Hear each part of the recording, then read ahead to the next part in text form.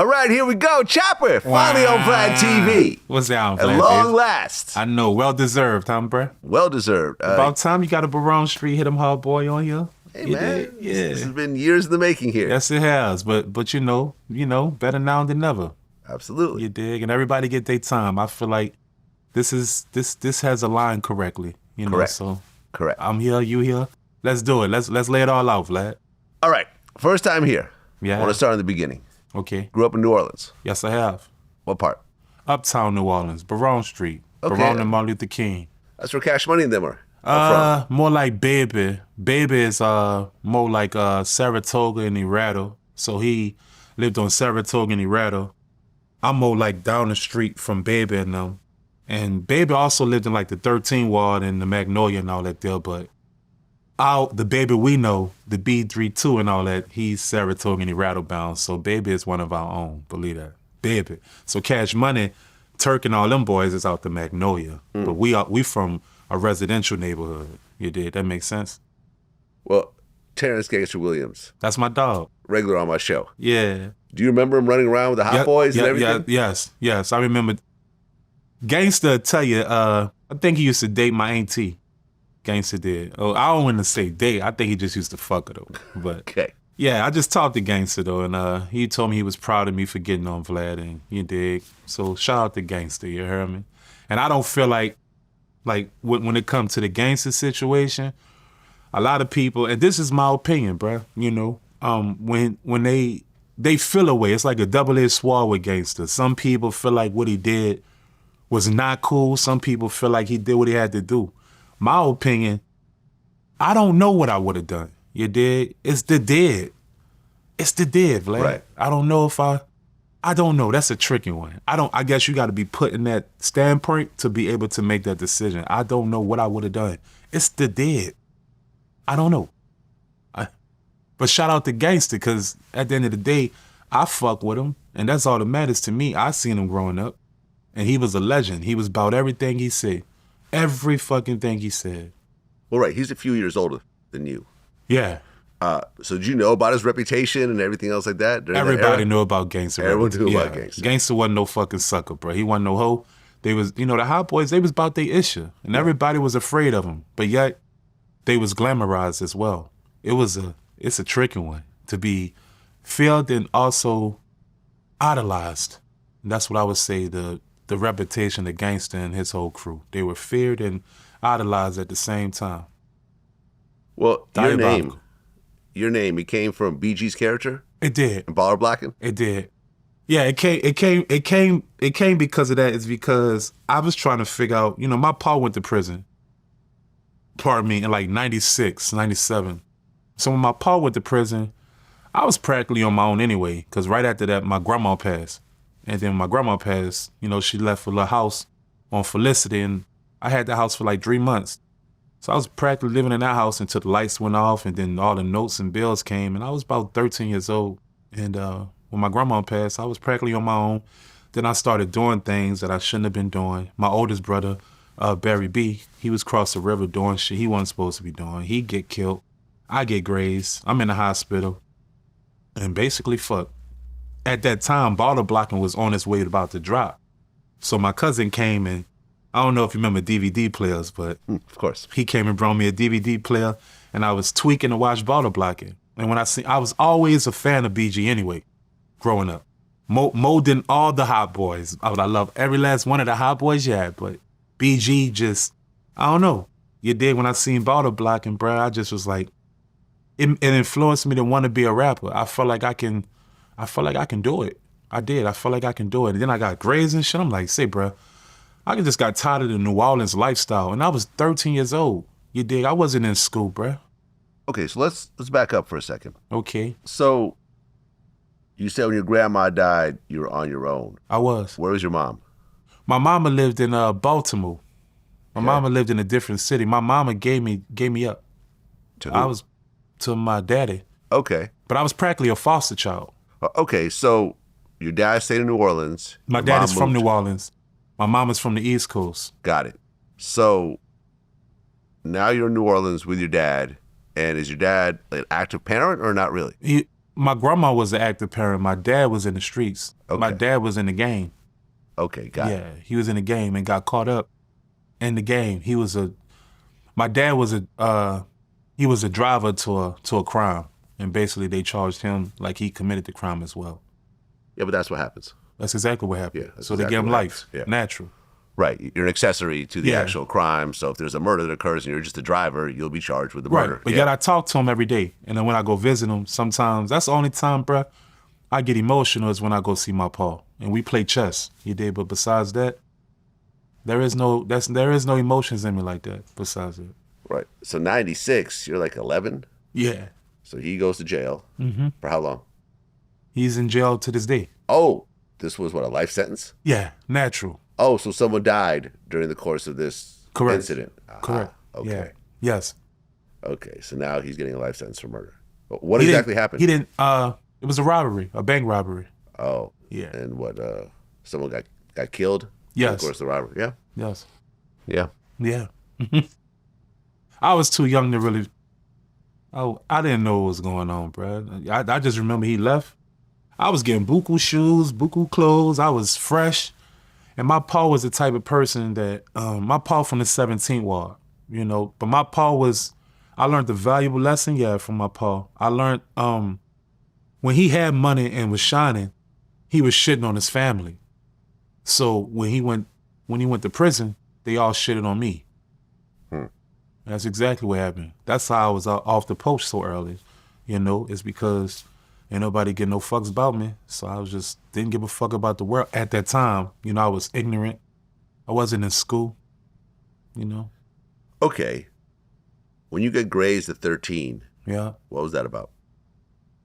Oh, my brother. He was robbing people. He was shooting and robbing people. And basically, they came and got him back. And I was around. And nigga said, you know what time it is?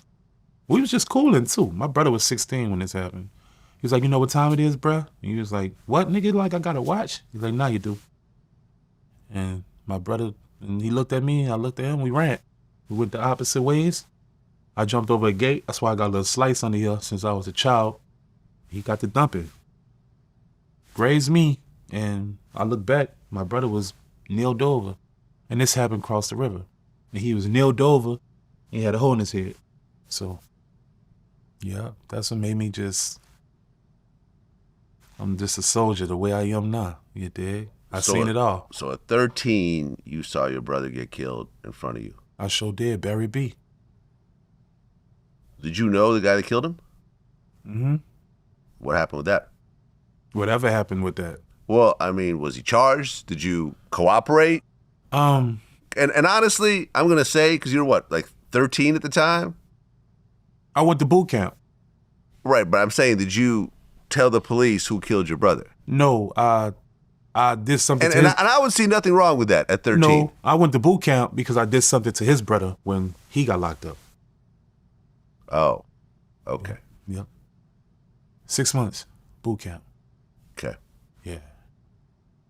All for nothing. It ain't had nothing to do with it. But that's just, in New Orleans, that's just how it go. Retaliation is a must. When did you get out of boot camp? 6 months. Oh, so you're what, like 14, 15? Uh-huh. And at that time, I was like, fuck it. The boot camp and the way it is in New Orleans, bro, it was a little different. Like, you grown in New Orleans. You're grown at 13, 14, 15. And mind you, I wasn't, when I got out of boot camp, foster parents, they ended up getting me, a white family. And then they took me to Metairie. And I was really ignorant and I couldn't learn, I couldn't read. Honestly, I couldn't, they re-educated me. Taught me how to read, taught me about numbers, taught me about life for the year that they had me. They, honestly, bro, they trained me for life. They trained me of how to see. I never would have understood life if I would never went with Miss Kimberly and them. They literally taught me how to read. And I never paid attention to a lot of things because I was just so ignorant to everything. You know, they put me in school. They tried their best with me, but I just wanted to be in the streets. When did the rapping actually start? About 14. Okay. 14 years old. So after you got grazed and that whole situation. Yeah, I took the name Chopper from BG. He played the character, you know, on Baller Blocking. I already had it in my mind I was going to be that person. I already had in my mind people going to call me that from now on. Even though it was another Chopper across the river. And he had music out and everything, but he wasn't in our lifestyle, uptown, where I'm from, you know. So I was just like, I'm a gangster. I'm taking that name. And I just said, fuck it, I'm gonna be Chopper City. And that's what I took. It wasn't just Chopper, it was Chopper City, AKA New Orleans, because I felt like I was the full package of New Orleans, bro. I mean, BG was calling his albums that as well. Correct. Yeah. So I took the moniker of Chopper City. I just felt like I was that. I just felt that way, honestly, Vlad. Well, making the band is a concept at MTV with Diddy. Mm-hmm. So they go and do auditions. Uh-huh. Was it nationwide? It was. 40,000 people applied. Correct. When you heard about those auditions, what did you think? I didn't hear about the auditions. I was catching Greyhounds. When I left Miss Kimberly and them in Metairie, I started catching Greyhounds to pursue my career. I felt like in my mind, I thought I was one of the dopest. So I started hopping on Greyhounds and going to LA, going to New York, going to all these musical places and trying to give my demo out. Mm-hmm. Well, basically, I'm in New York. I got about $6 to my name. And I don't know. I end up seeing Shine, actually, the rapper. And he kind of directed me to where Making the Band was at. Okay, how many people were at that audition? It was at that about 5,000 that day. 5,000 that day. Yeah, but you gotta understand though. I knew Juvenile. I knew all these people. Juvenile brother Corey, which is CO. I had a relationship with him towards I don't know. I can just call him. You dig? So I already had it in my mind. I was a hit of all them. It was a line full of 5,000 people. In my mind, I was like, I'm finna cut this line. So that's what I did. I cut the line. I got on the phone with Corey, which is Juvenile brother. I made it seem like I was on tour with them. I acted important. The people looked at me. I looked at important, so they just said, come Drew. I got in the line. I cut through the line. I got to the door. They said rap. I rapped. I made it ever since. That easy. That okay. easy. But you took the initiative. If you had been in the back of the line, it would never happen for me. Never happened. Yeah, but that's why I'm so happy that my life went the way it went, and it's still the way it is, you know, is because I was way more, you know, advanced than others because I grew up too fast, which is something I regret to this day of growing up too fast and not being able to be a child because I never got a chance to grow up as a child. Well, right. You're like 15 years old. Yeah. And they tell you that you made it. Yes. I was 15 and a half now. 15 and a half. Mm-hmm. How'd you feel when you heard that? I ain't had nothing to lose is because I still had a warrant out on me too. Right. I ended up kicking it with my mama one time, and she basically was just like, you ain't gonna get no job. You ain't gonna come up here and poison my kids with that New Orleans shit. So I started robbing people in Baltimore. And I got caught up. My mama bailed me out. They charged me as an adult. She bailed me out for $10,000. And I'm thinking the whole time, I'm finna go to her house after she bailed me out. She sent my ass back on the Greyhound. My mama just ain't want me, though, you know, but that's okay. But she bailed me out, and that's the greatest thing she done for me. So that's what really made me cut up and just say, fuck it. So I lived on Greyhounds with my demos. So that's how it happened for me. I had nothing to lose. Okay, so you get chosen for Making the Band, but you got the warrant, so you ended up using a fake ID? I did. At this time, it was somebody special to me, Jay Jackson. He came with the bright idea to use his nephew. He was like, say, bruh, y'all kind of look alike. Y'all both got braids, you know? He was like, fuck it, get away with it. And I was like, because I'm not going to be able to get away with it. You got to be 18 and over. And I'm 15. He was like, fuck it, use my nephew. And I gave him $50. No cap, Vlad. Best $50 ever. Huh? Best $50 in my life. So I gave him $50, shit, you dig? And fuck, I ran with it from there. I had to do what I had to do, bro. I made the worst, best choice in my life. Okay, so you're there with a fake ID, you're signing contracts with a fake name. Yeah. When they finally find out, like, how long into the process are you? I already made it. Right, but have they started filming and everything already? Yep. So It was too late. how long into the filming do they find out? One person found out. When that one person found out, kind of just kept it a secret from Bad Boy too. Oh, okay. And then once they never found out, I told them after the whole thing was over. There was only one person that knew. Oh, so they never really knew. They never knew. But, okay, but aren't you getting checks in other people's names? He was cashing them for me. Oh, you had a whole system You get worked it? out. You get it? This is great. It was awesome. This is great. It was awesome. right, He was cashing them. Okay, so you're the youngest person there by some years. Correct. I was the youngest person by buku years. The rest Right. of them was like 25, 26, 30. I was 15 turning 16 at that time. The show airs and it starts to take off. Like, how did it feel to be part of that whole system?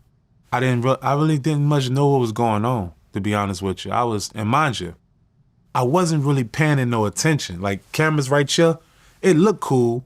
It just being filmed on you 24 hours a day. I'm not thinking, it's gonna go out to the television and blow up. I never pictured that, you dig? I just remember one day I'm sitting on the steps, just a nobody who's just trying to rap and make it. And they say, people pulling up to me taking pictures. It haven't been like that since. Just one day they just started taking pictures and it never kind of happened since. So, there's a lot of episodes on Making the Band, but the cheesecake episode, the Junior's cheesecake episode. All right. And I remember when I first saw that, and I think I was living in Brooklyn at the time. And I used to go to Junior's, get my buffalo shrimp. Yeah. Yeah. Get my cheesecake with a strawberry. Believe that. It's a dope spot. There's one in Manhattan now. Believe but that. At the time, it was only Brooklyn. You do know, before you continue that, I get forever free. Cheesecake forever. Forever. The whole Junior's. Wherever you just go in there. For the rest of my life. Get whatever you want. For the rest of my life. Okay, that's what's up. That's cool. But That's proceed. So, how did the whole cheesecake idea even come together? Beyonce. Right. Yeah, so what happened was we in Daddy's house. Pause. You got to be cautious how you say that now. We at Daddy's house, which is Diddy's studio. And basically, Beyonce was talking about cheesecake. And Diddy came with the bright idea and said, you know what? I'll get them to do it. Straight bitches. And I didn't know, I didn't know that the walk was 4 hours there. I didn't know that. So when he said that, I was like, okay, I'm young. You dig? I'm not from no New York, you hear me? Right. You think it's a few blocks away. Yeah, I'm whatever. from New Orleans, bro. You dig? I'm not thinking this shit like that. Babs and Dallon and Ness and all them, they like, what the fuck? Right? So they mind boggled. I'm just like, let's just go. They wasn't feeling that shit. So low key, we kind of hated Beyonce that day. And I ended up saying it later, but we hated Beyonce that day because we actually walked 4 hours there and 4 hours back. Okay, because it was Beyonce and Jay-Z recording. They was doing Bonnie and Clyde. Bonnie and Clyde. So they were both in the studio. Correct. Okay, Yes. so you actually got to see that come together. No, you didn't get to see that come together. No. You could hear the music and you hear could it. walk past. Even though Jay-Z, he tall like me, you dig? And he's like one of the coolest people in the world, bro, but you ain't walking in the studio on them. But we was there. I definitely was. Okay. Fuck So that now you start this walk. Yeah. And you realize that you have to go all the way across Manhattan, down and Manhattan. it was so cold. Go across the Brooklyn Bridge. Yes. And it's pretty close. We once you get off was the Brooklyn Bridge or Manhattan? Vlad, it was not close. Right. Well, nothing about that shit Right, no, close, once you get bro. over the bridge, it's there, but then you got all over the bridge again and all the way back. Yes. At one point, did you say, man, fuck this walk?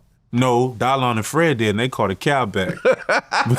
but I called myself trying to be a good dude, and was like, man, I'm just gonna walk this shit all the way back. And it was the worst feeling in the world. I had bunions and all types of shit on my toes, bro. That shit was cold, bro. That was down bad. Diddy was down bad for that shit. Right then and there, I knew right then and there when he did that to us, when he done us that, I already had it in my head like, fuck this nigga. Well, right, when you come back with a cheesecake, you drop it.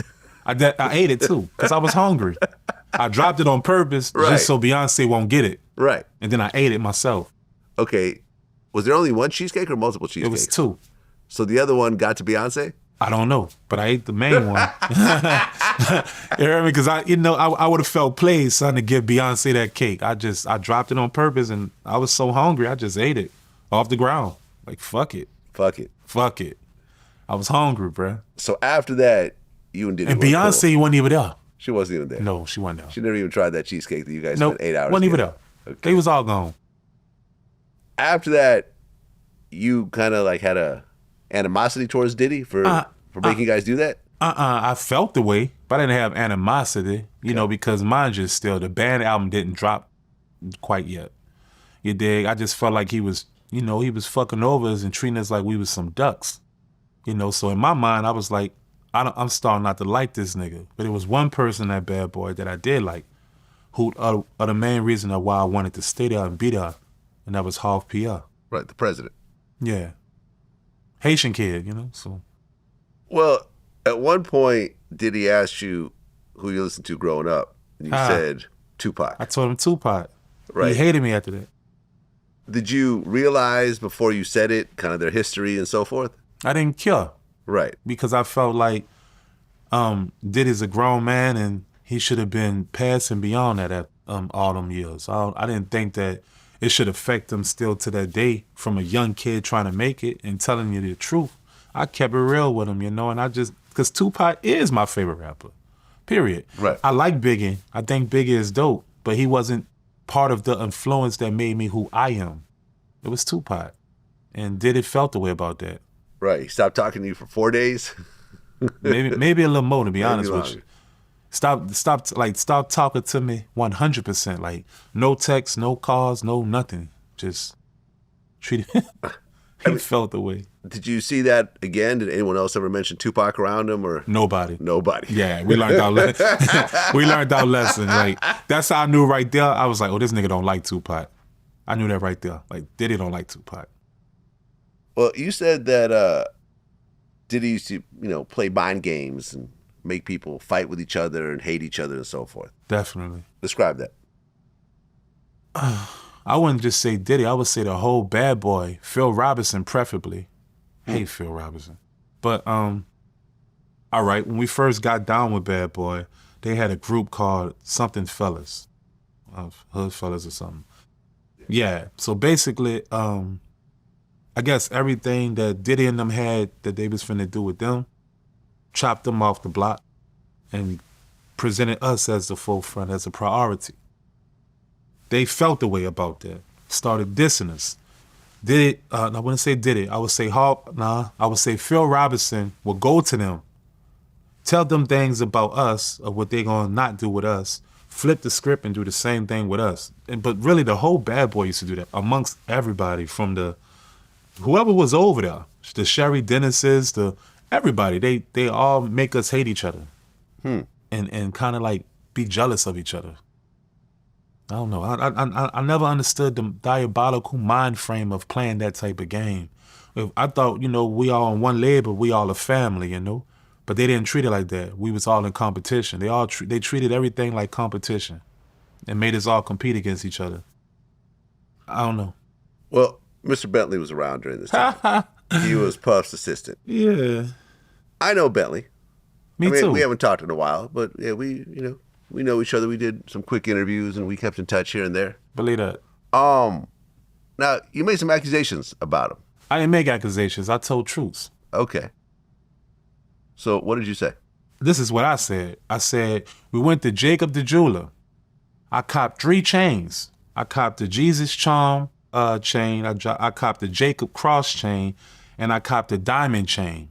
That's what I said. I said, Billy convinced me to take my diamond chain, and he never gave it back to me. That's exactly what I said, because that's exactly what happened. So you let him borrow it? No, he convinced me to take it. He was just, actually I was doing a show, and I gave it to Mr. Bentley, and I kept asking him for my chain back, after each day. He never quite gave me back my chain. I never got my chain to this day. So that's not accusations, that's facts, right? Okay, you're how tall? I'm 6'6", 6'7". You're 6'6", right? Yeah. I'm 6'2", and you're taller than me. But I was a child. Okay, hold on. Bentley, he's not a an extremely tall guy or No. short. He's not short, but he's also not very built. He's relatively slim, right?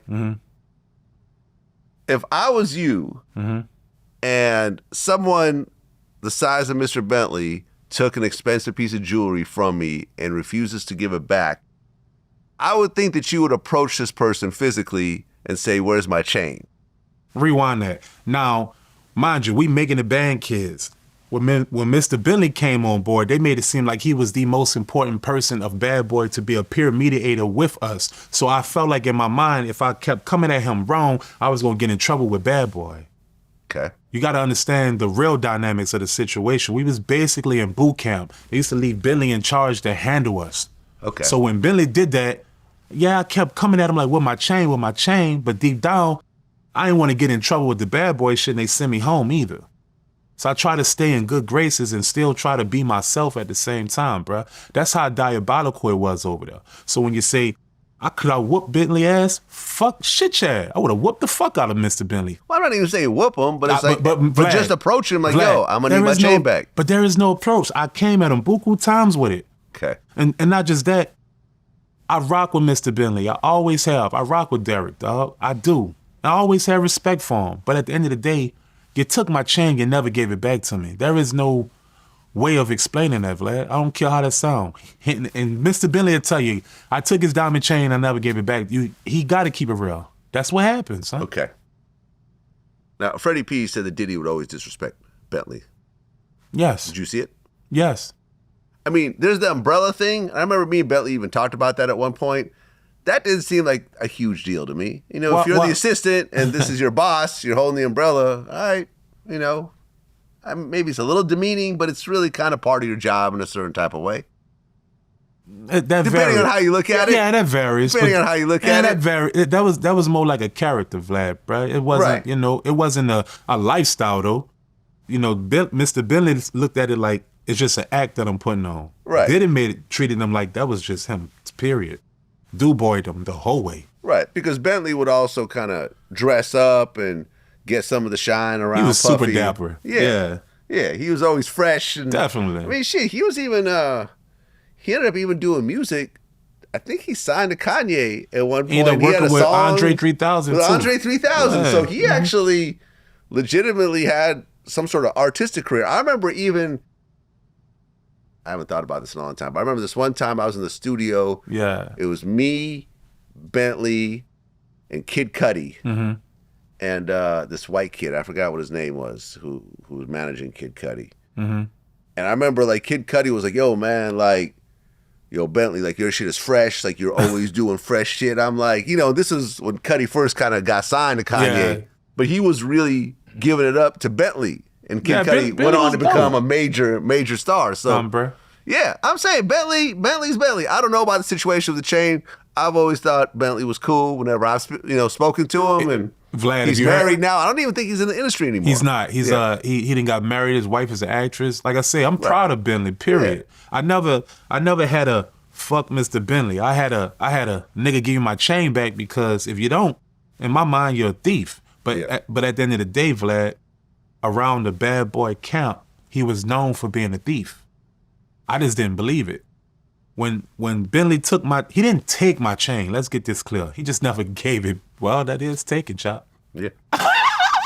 Take. I let this nigga take my chain.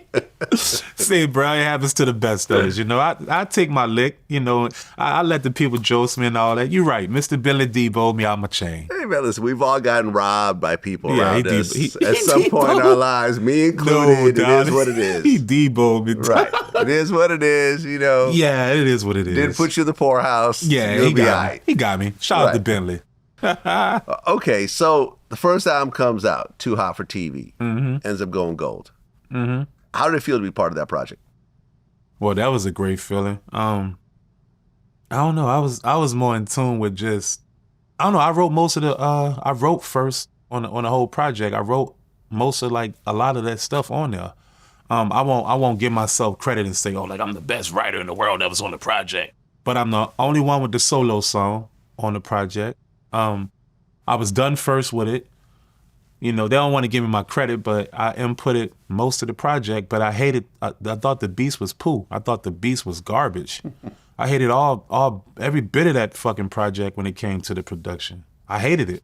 Besides with Tony Dofat, you know, I wish I had my dog Black and Mild working with me, but hey, I don't think he existed at that time in that era, but I thought the production was garbage, but besides that, I thought it was a great enough project to present to the world. It's platinum now, though. I wanted to get that clear. It's platinum now. But yeah, it was a gold project. It was great for me, bro, coming from where I come from. So I felt great about it when it came out. And I was still a kid too. Well, with 6 people on it, suck. Plus the producers and, you know, the executive producer, Puffy, and so forth, I'm assuming there's not a lot of money that was generated. We didn't make a dollar off the project. Not a dollar. Not a dollar. Okay. I never received no money from Bad Boy besides my advances. But we'll talk about that when you continue. But the band, I never received a dollar. After season 1, are you making any money at all? On the road. Basically, on the road, but practically from how it's supposed to go, fuck no. No. Absolutely not. We was basically famous and surviving. Okay, well, with TV shows, first season usually nobody gets paid. Correct. Because it's a big risk. Correct. Brand new project, brand new name. Even with Puffy's name, you don't know what's going to happen, how people are going to take to it. You know, MTV has to put a lot of marketing money behind it, production money, and so forth. So usually in the beginning, everyone understands, like, we're not going to take any money, and that'll come later on. Yeah. Season 2 comes around. Are you making more money at that point? Yes, we are. Okay. Yeah. Because now it's an established brand. Yeah. It's got a fan base. They can kind of predict what's going to happen. Just not enough to, I don't know, bro. It wasn't as much as we was making I don't know. It wasn't that much more than what we was making on the first one either. Okay. Now, the album comes out in 2003. Mm-hmm. Why no more albums? Freddy P. Okay. Freddy P. Diddy, we was in Daddy's house and Diddy threatened him, said he was gonna get him killed. And once Diddy told him that, you know, Fred was like, fuck the band. And then Diddy asked us, do we want to continue with the band? And we all just felt like it wasn't a need to, Fred ain't gonna be there. But basically it's because Diddy said that I was gonna buy your neighborhood, told Fred right in our face, he said, cut the cameras off. Okay, this story here. What leads up to it? Fred felt the way he felt. Fred felt like we was getting mistreated. And he, specifically himself, he felt like a lot of things that he was putting us through, it was more like hazing than actually industry things. And Diddy was like, what, nigga? Cut the cameras off. And Paulie, his security guard, was like trying to tell Diddy, like, don't say nothing you ain't supposed to say. Diddy was like, fuck all that. Cut the cameras off. And had me, I think Babs, Ness, Fred, we was all sitting right here. And then he was like, nigga, I will buy your whole neighborhood. Make sure you're the only one that stay in your house. And every time you come outside, somebody gonna be shooting at you or shooting you. And once he said that to Fred, Fred wanted to kill him. I seen Fred look around like he wanted to find a knife and poke him. Okay, but let's take a step back. I'm telling you what's out. Diddy can't have that done. You don't know what shit. Diddy cannot buy a block and hire a bunch of shooters. You don't know what a man can do with whatever money. Else. Like, you don't know what a man can do with money. You don't. A man can be malice with money. You see so many malice men with money. But at the level that Diddy was at the time, the visibility, the legitimate businesses, you really think that he's going to go and hire a bunch of killers to shoot at someone that's on a TV show that's part of a bigger group? Like it's just, as an adult, I understand it was a tense moment, but you and I, at our age, can look back on this and say, it was bullshit. Diddy was just talking shit. Yeah, but guess what? Right? Fred ain't take that lightly, though. I understand that. Now, I get it. In the moment, it's fucked up. But you and I can look back on this and say, Diddy was just trolling, pretty much. Right? Yeah. Okay. Yeah. Doesn't take away from the insults and the injury and so forth, but he was trolling. But at that time, when you're talking to a young man who come from nothing, who ain't got what Diddy got, and they're gonna take that serious. That's how a lot of people get killed out here too. Call it, crying wolf. And motherfuckers really about that shit. And you over here crying wolf, and you got your ass whacked because you was playing and he wasn't. So it's life. Okay, so how many people saw this? You, Fred, of course. Was the rest of the band all right there also? I think a couple of them, but definitely me, Fred, and I think Ness was there. I think Ballas was there. Okay. And all Diddy security and everybody. They cut them lights. They cut them cameras off though. For sure. Was Roger Bonds around during this time? I don't know. I interviewed him. I don't know if you saw that. Yeah, I don't know. Okay. Yeah, I got to figure out the timeline to see if that was when he was around or not. Yeah. Okay. So Puffy says that to Fred. Mm-hmm. Fred's upset. Mm-hmm. And then at that point he says, fuck this whole thing. Fred leaves. He leaves. Yeah, he goes back to Miami. Oh, so that's it. He throws in the towel. Yeah, they called Fred. Fred get on the phone and said, fuck y'all. I'm done. And that was it for the band. They could have kept going, though.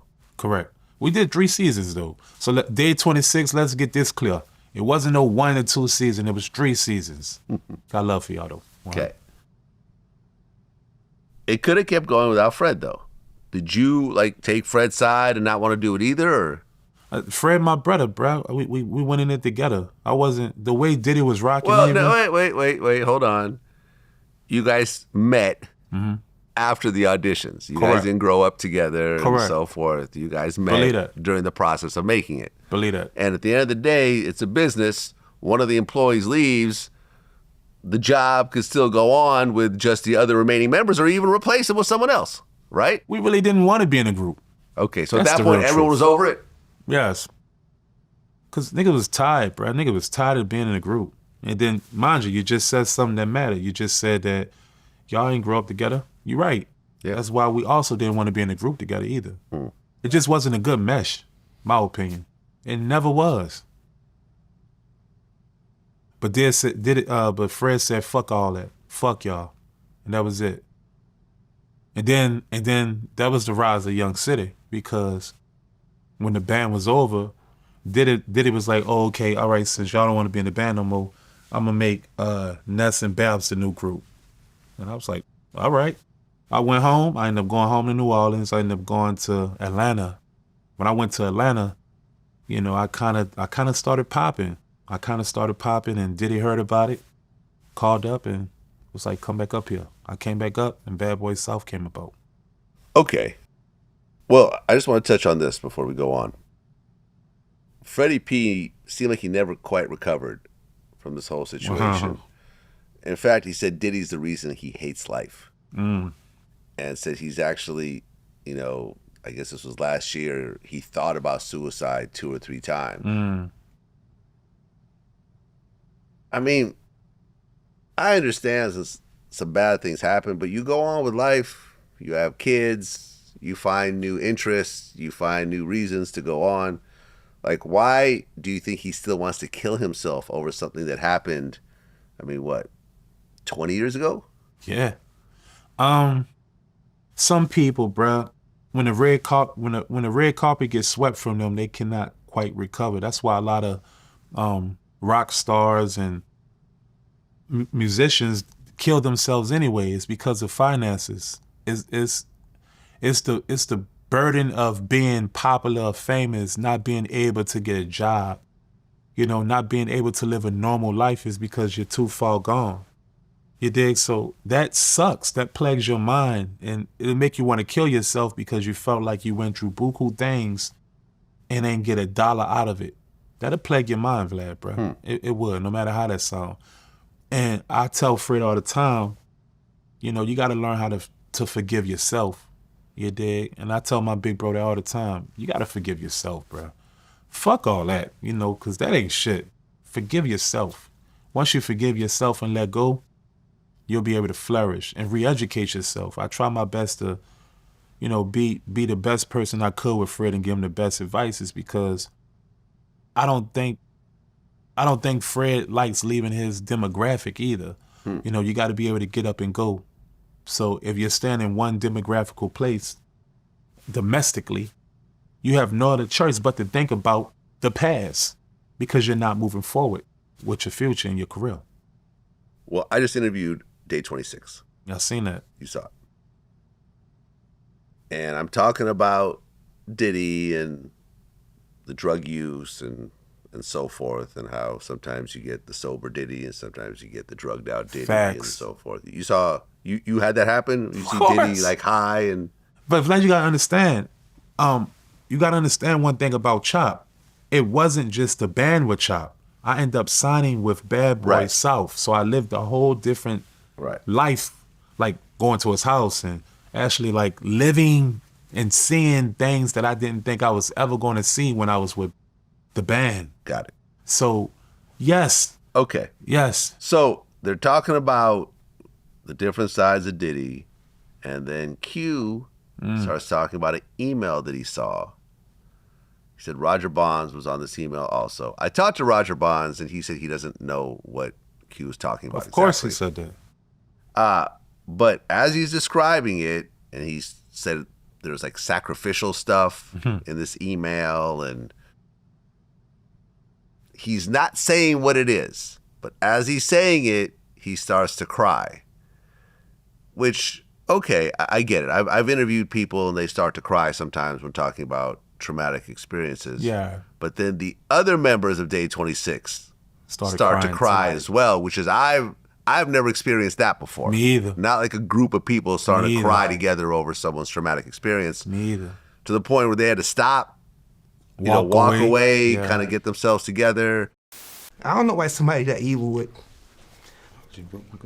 I don't get it. I don't know why somebody would do that to a talented, passionate people. Yeah. Like, we talented, passionate people. I don't understand. No, it's okay, bro. I don't understand why someone would sit down and think about hurting someone. I don't know. Or laugh about it after they do it, Like, I don't get it. That's why I said none of them are innocent. I'm not here to expose anybody, but none of them are innocent, man. Like, none of them are innocent. Y'all all coming after this man for millions of dollars when y'all were a part of it as well. Y'all were down too. Like, that's not fair. That's not fair to him. It's not fair. Fair to me. It's not fair to people that with actual story that actually Yeah. been affected by that, because then it make everybody seem like they just try out to get something or, whatever, opposed to it being real people that went through real stuff. Did you ever confront Diddy about this? I kept trying to get in contact with him because all I wanted was an apology. All I kept saying, like, could you apologize? Like, could you just apologize for what I can't talk about right now? But I just wanted to apologize because something was wrong with me, man. Something was wrong. And like when your last Vlad interview, you could look at me and tell like something was wrong. Like I wasn't the enthused person. I wasn't cute. I looked like stressed. I looked like I was in a dark place. So like you could tell like something was wrong. Like, Yeah.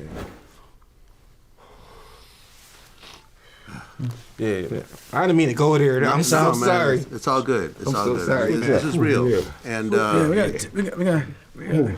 gotta take a break. yeah, let's take a break. People kind of criticized me for leaving that part in, but I just felt like it was important to sort of show that this is real. Like this is really, this group of young men are going through it still. You did what you had to do. You did Yeah. right.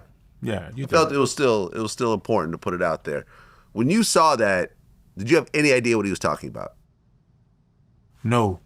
Okay. And the reason why I'm gonna say that is because I seen Diddy do UFO left field things, but never no sacrificial type situations. I haven't seen that. Then I can't say that that's what I seen. I can only go off the truth with me, and I didn't see that. So maybe, what's his name? Q, huh? Q. Maybe Q was in a different demographic with Diddy than I was, but I didn't see. I seen Diddy do some wild, crazy shit chat, but I wouldn't have cried over no email, number one. And I'm not here to knock Q, you heard me? And big up to Day 26, shout out to them. But I'm not crying over no fucking email. That wouldn't have affected me. But, you know, everyone is their own person, and everyone takes take outcomes differently. But I didn't think that was really, I didn't think that should affect somebody like that. I don't know. Well, Q was dating Dawn from Danity Kane for Shout out to Dawn. 5 years. And now Dawn is suing Diddy for sexual abuse. And I brought that up to Q, and I said, how do you feel when you heard that? He goes, I just feel played out, because I had no idea what was happening. You know, like it was Diddy like messing with his girl while they were dating, and she's a little older than him, so he just felt like there's a whole lawsuit at this point. Did you know about any of this? How do you feel when you hear this now? Stupid. Really? Real stupid. You know, young and naive. I guess when you're dating someone older than you, she's about 7 or 8 years older than me. So I guess when they dating someone young, they don't really expect them to be in the same level as them. So they figure they could get away with things, keep certain things from, but get all the information from you.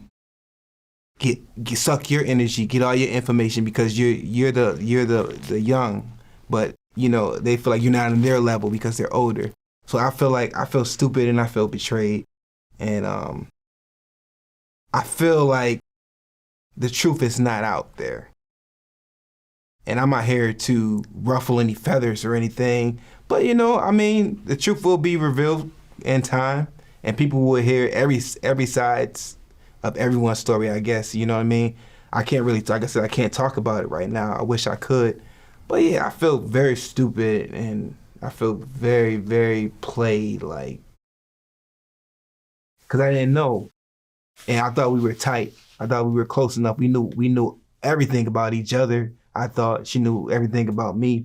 So why couldn't you tell me that Sean was doing that to you, or you talked to my family about this, and we talked about that, and we talked about this and that. Why wasn't that never a discussion? You know what I mean? I don't understand. I just don't get it. Because we all would have, if she would have told me that, I would have been like, yo, what's up? What up? Diddy, I probably would have been, I don't know. You know what I mean? I would have said something. Smoke in the city or something like that. I believe you would have said something too. I know the kind of person you are. Yeah, I would have said something. I know the kind of person not in you a are. disrespectful way. Yeah. But I would have said something, but I didn't know that was really happening. I just thought that in my brain, because how the energy felt from him. You want me to keep it real? Go ahead. Dawn is the home team. Dawn is from the city.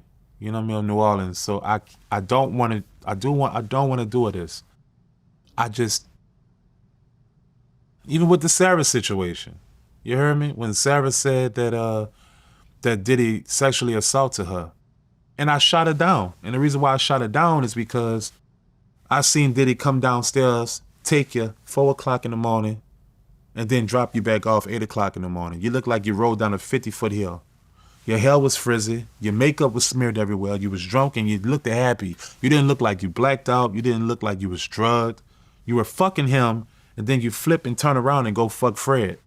You understand what I'm saying? So you couldn't have been sexually assaulted by him. You're trying to get a money grab. That's why even right now, she sent me a defamation of character, cease and desist for defamation of character. That don't matter to me. I got the proof. You don't got the proof, Sarah. I got the proof. The people that rock with me, everybody know you fuck Fred, then you send him a cease and desist. You dig? You see, you're sending people cease and desist, Sarah. Why? Because you know the truth. You dig? Don't say no lies about me. I won't say no truths about you. And that's just how I roll with that. Sarah, you was fucking on Diddy. You thought you was gonna get positioned. You heard me? The man treated you like a dog. He treated you like shit. You heard me? Threw you out there with the wolves because you deserve it. Because you was out there being promiscuous, fucking everything as soon as you left your husband. So I can't say that Diddy was around that bitch just sexually assaulting women. I haven't seen that. I haven't seen that. So Dawn, I don't knock her either, no, because you don't know what happened with him and Dawn. I don't knock that, but with just courtesy of how things is going, you know, with the Me Too movements, I just think that everybody trying to get a money grab out of him. Well, Wasn't there a rumor that Sarah also slept with Ginuwine? I know she slept with Ginuwine. And the reason why I feel like she slept with Ginuwine is because Ginuwine stayed a couple doors down for me. You heard me? And Ginuwine knocked on my door. And Ginuwine was like, where's Sarah at? And I'm like, at this time, you know, I thought Sarah was like the most innocent, prettiest woman in the world. So I'm like, nigga, what you want Sarah room for? You dig? And he was like, I got 2 hoes in here. And I'm like, say that again? Come again, say what? And he's like, I got 2 hoes in here. I'll let you fuck them if you give me Sarah room. So that's what I did. I went into the room. I fucked them hoes. Pause on this. But back then, it was cool. But pause on this. But Ginuwine was on a laptop playing 50 Cent. You heard me? Playing 50 Cent while I'm fucking the 2 hoes. Facts. After I fucked them 2 hoes, I gave him the room number, went to my room, and had a good night. And I see him go to Sarah room. And he came back from out of Sarah room like a couple hours later. You be the judge of that. Well, there was a situation in Miami involving an AK-47. Yeah. What happened? I was dealing with this female, and she was a baddie, bruh. And I guess the dudes that was at the condo wasn't really feeling that I was fucking on a female that I guess they was fucking with before me, because she allowed me to come to her crib and start fucking with her for real, you know? And basically, every time I walk, these niggas would not let me walk past. You dig? And I'm like, nigga, let's just fight. And I can look and tell that these niggas ain't want to fight. I can look and tell these niggas were strapped. So I'm like, I got you. So this is another thing about Fred, of why I call him my brother. Is because I call Fred, and I'm like, Fred, it's these niggas here. You dig? And I know they strapped because I'm trying to fight with these niggas, and these niggas don't want to fight. These niggas gonna try to blow my top off. So he like, what he at? What he at? What he at? What he at? What he at? Come get me. So I go get him. And Fred bring the AK-47. And fuck, we pull back up at the condos. And Fred ain't even pull out the AK-47. He just hopped out. And everybody was just afraid of him. But it could have got ugly though, because Fred got a reputation in Miami. Besides that, making the band talk. And that's another thing about it. Like, people get the making the band misconstrued. You know, I'm not here to glamorize, you heard me? The street shit, the gangster shit. I am what I am. You can look at me and tell it ain't wise to play with me. But one thing I'm gonna say, it ain't wise to play with Fred either. So that's what happened. Nigga could have got burnt that day and my career would have been over. All from some testosterone shit. All over a fucking bitch. You know? But yeah, that's what happened that day. Well, day 26, they said that Diddy owes them a bunch of money and that all their publishing is in Diddy's mom's name and his kid's name. Believe that. And you said the same thing. Facts. So basically, Diddy puts all the stuff in his mom's name. As he should. So when lawsuits we're happen, older he'll now. be like, I ain't got nothing. Now that we're older now, Yeah. wouldn't you do it? Right. So I'm saying, yes, it's in Janice Combs' name. Everything. Now, you said you actually ghost wrote some of his hits? No, what I said was I had songs by myself. He came in and took my and next thing you know, it was on his. That's what I said. And I never got no credit for it. Okay. Well, because weren't you supposed to be on Round Here? Yep. T.I. with Trick Daddy? Yep. It's a Memphis Bleak song featuring Correct. T.I. and Trick Daddy. Correct. Great song, by the way. Excellent Great song. beat. When I first heard it, I'm like, okay, this is a hit right here. How you know that, Vlad, bruh? Hey, man, I know everything. Bruh? Yeah, that's fact. I'm the police, man. Yeah. I know everything. That's I ain't thinking That's why people accuse me of this kind of stuff. I just do more research than other people. That's fact. Okay, so were you on the actual song? You had a verse on there? No. Basically, what happened is Diddy kind of vetoed it. Fred was acting up. He just vetoed it. Fred had a little attitude problem, bro. And when Fred act up, Diddy be like, call that. Him and Fred was like, I don't get it. They had like some type of, testosterone thing going on. I never understood that. But yeah, it's supposed to be me and Fred on there. Well, you got the solo deal with Bad Boy. I did. But nothing's coming out really, right? No album. Oh no, we done. We was about 75% done with the album. Right, but I'm saying it never came out. Were there any singles that got pushed out? Yeah, we shot Lil Daddy, and then we shot Lil Daddy remix with Lil Wayne too. So I shot the Lil Daddy solo, and I shot the Lil Daddy one with Lil Wayne and Jody Breeze. Well, you actually want to sign with Cash Money around that time. A little time after that. Yeah. Yeah. But something happened between you and Lil Wayne. Yeah. Would you like for me to? Yeah, okay. Go ahead. Well, basically, I was dealing with this Miami Heat cheerleader, and I'm thinking in my mind, I'm the only dude that's rocking with her, because that's the way she was playing it. Come to find out, she was like, she's dealing with Wayne too. I'm like, all right, cool. At this time, I'm rocking with Baby. You know what I'm saying? I'm going everywhere with Baby. You heard me? I'm talking about everywhere. I'm talking about, I'm feeling like my dream has finally came true, because that was always my dream, bro, you know, was to be down with Cash Money. So I'm fucking on the whole Ashland. He fucking on the whole Ashland. Wayne doing everything, showing me boo. He's showing me love, bro. I gotta take my own accountability. He's showing me love, doing everything for me for free, and, you know, really just taking me under his wing. So when I'm fucking Ashland, I guess her and Wayne got into it, and I'm fucking on her, and she like, Wayne, that nigga and all that there, and I'm like, my dick all in the mouth. I'm like, yeah, that nigga. Keep. Next thing you know, they get back cool. She tell Wayne that I said, F him. My whole Cash Money deal up. Because he, you know, he was like, damn, bro, you know, you said F me? And I could have lied and be like, no. But I said, yeah. And I'm thinking in my mind, you know, Wayne older than me. And, you know, and I respect Wayne. And I thought he was going to look at it like, man, that whole, let's get to the business. But that ain't how that went. It's always a woman. Yeah. The heart of a problem between two men. Vetoed my whole Cash Money situation. So that was it. He said, this dude, don't sign him. That's exactly what, and Baby ain't gonna go against Wayne. Nah. He's not. Why would he? He did right. Yeah. Why would he? And I had to bow out gracefully. Now, when you were over there, Cassie started coming around? Cassie been around when I was on Bad Boy South. Okay, no, but I'm saying before then, because, you know, Ryan Leslie had produced Me and You for Cassie. And Lil Daddy by me. And Lil Daddy. Okay. Yeah. Okay, got it. Yeah. And that was, you know, Ryan's girlfriend at the time. Facts. He brought her to Bad Boy. Puffy signed her. He did. And, you know, depending on whose side of the story you hear, because I went through her whole lawsuit piece by piece, according to her, he would basically take her on, you know, to do tours, and he would purposely not have Ryan come along. And when they'd be in Miami, he'd give her drugs, and one thing leads to another, and they start fucking, and now that's his girl, and Ryan Leslie is the ex. That was his whole mission. Did you see that actually happen? Yes, right in my face. Okay. Basically, how I can perceive it from the perception of how I can go about it, I seen Ryan Leslie around, Cassie around, Diddy around. 3.2 seconds later, Ryan Leslie ain't around no more, and it's just Cassie and Diddy.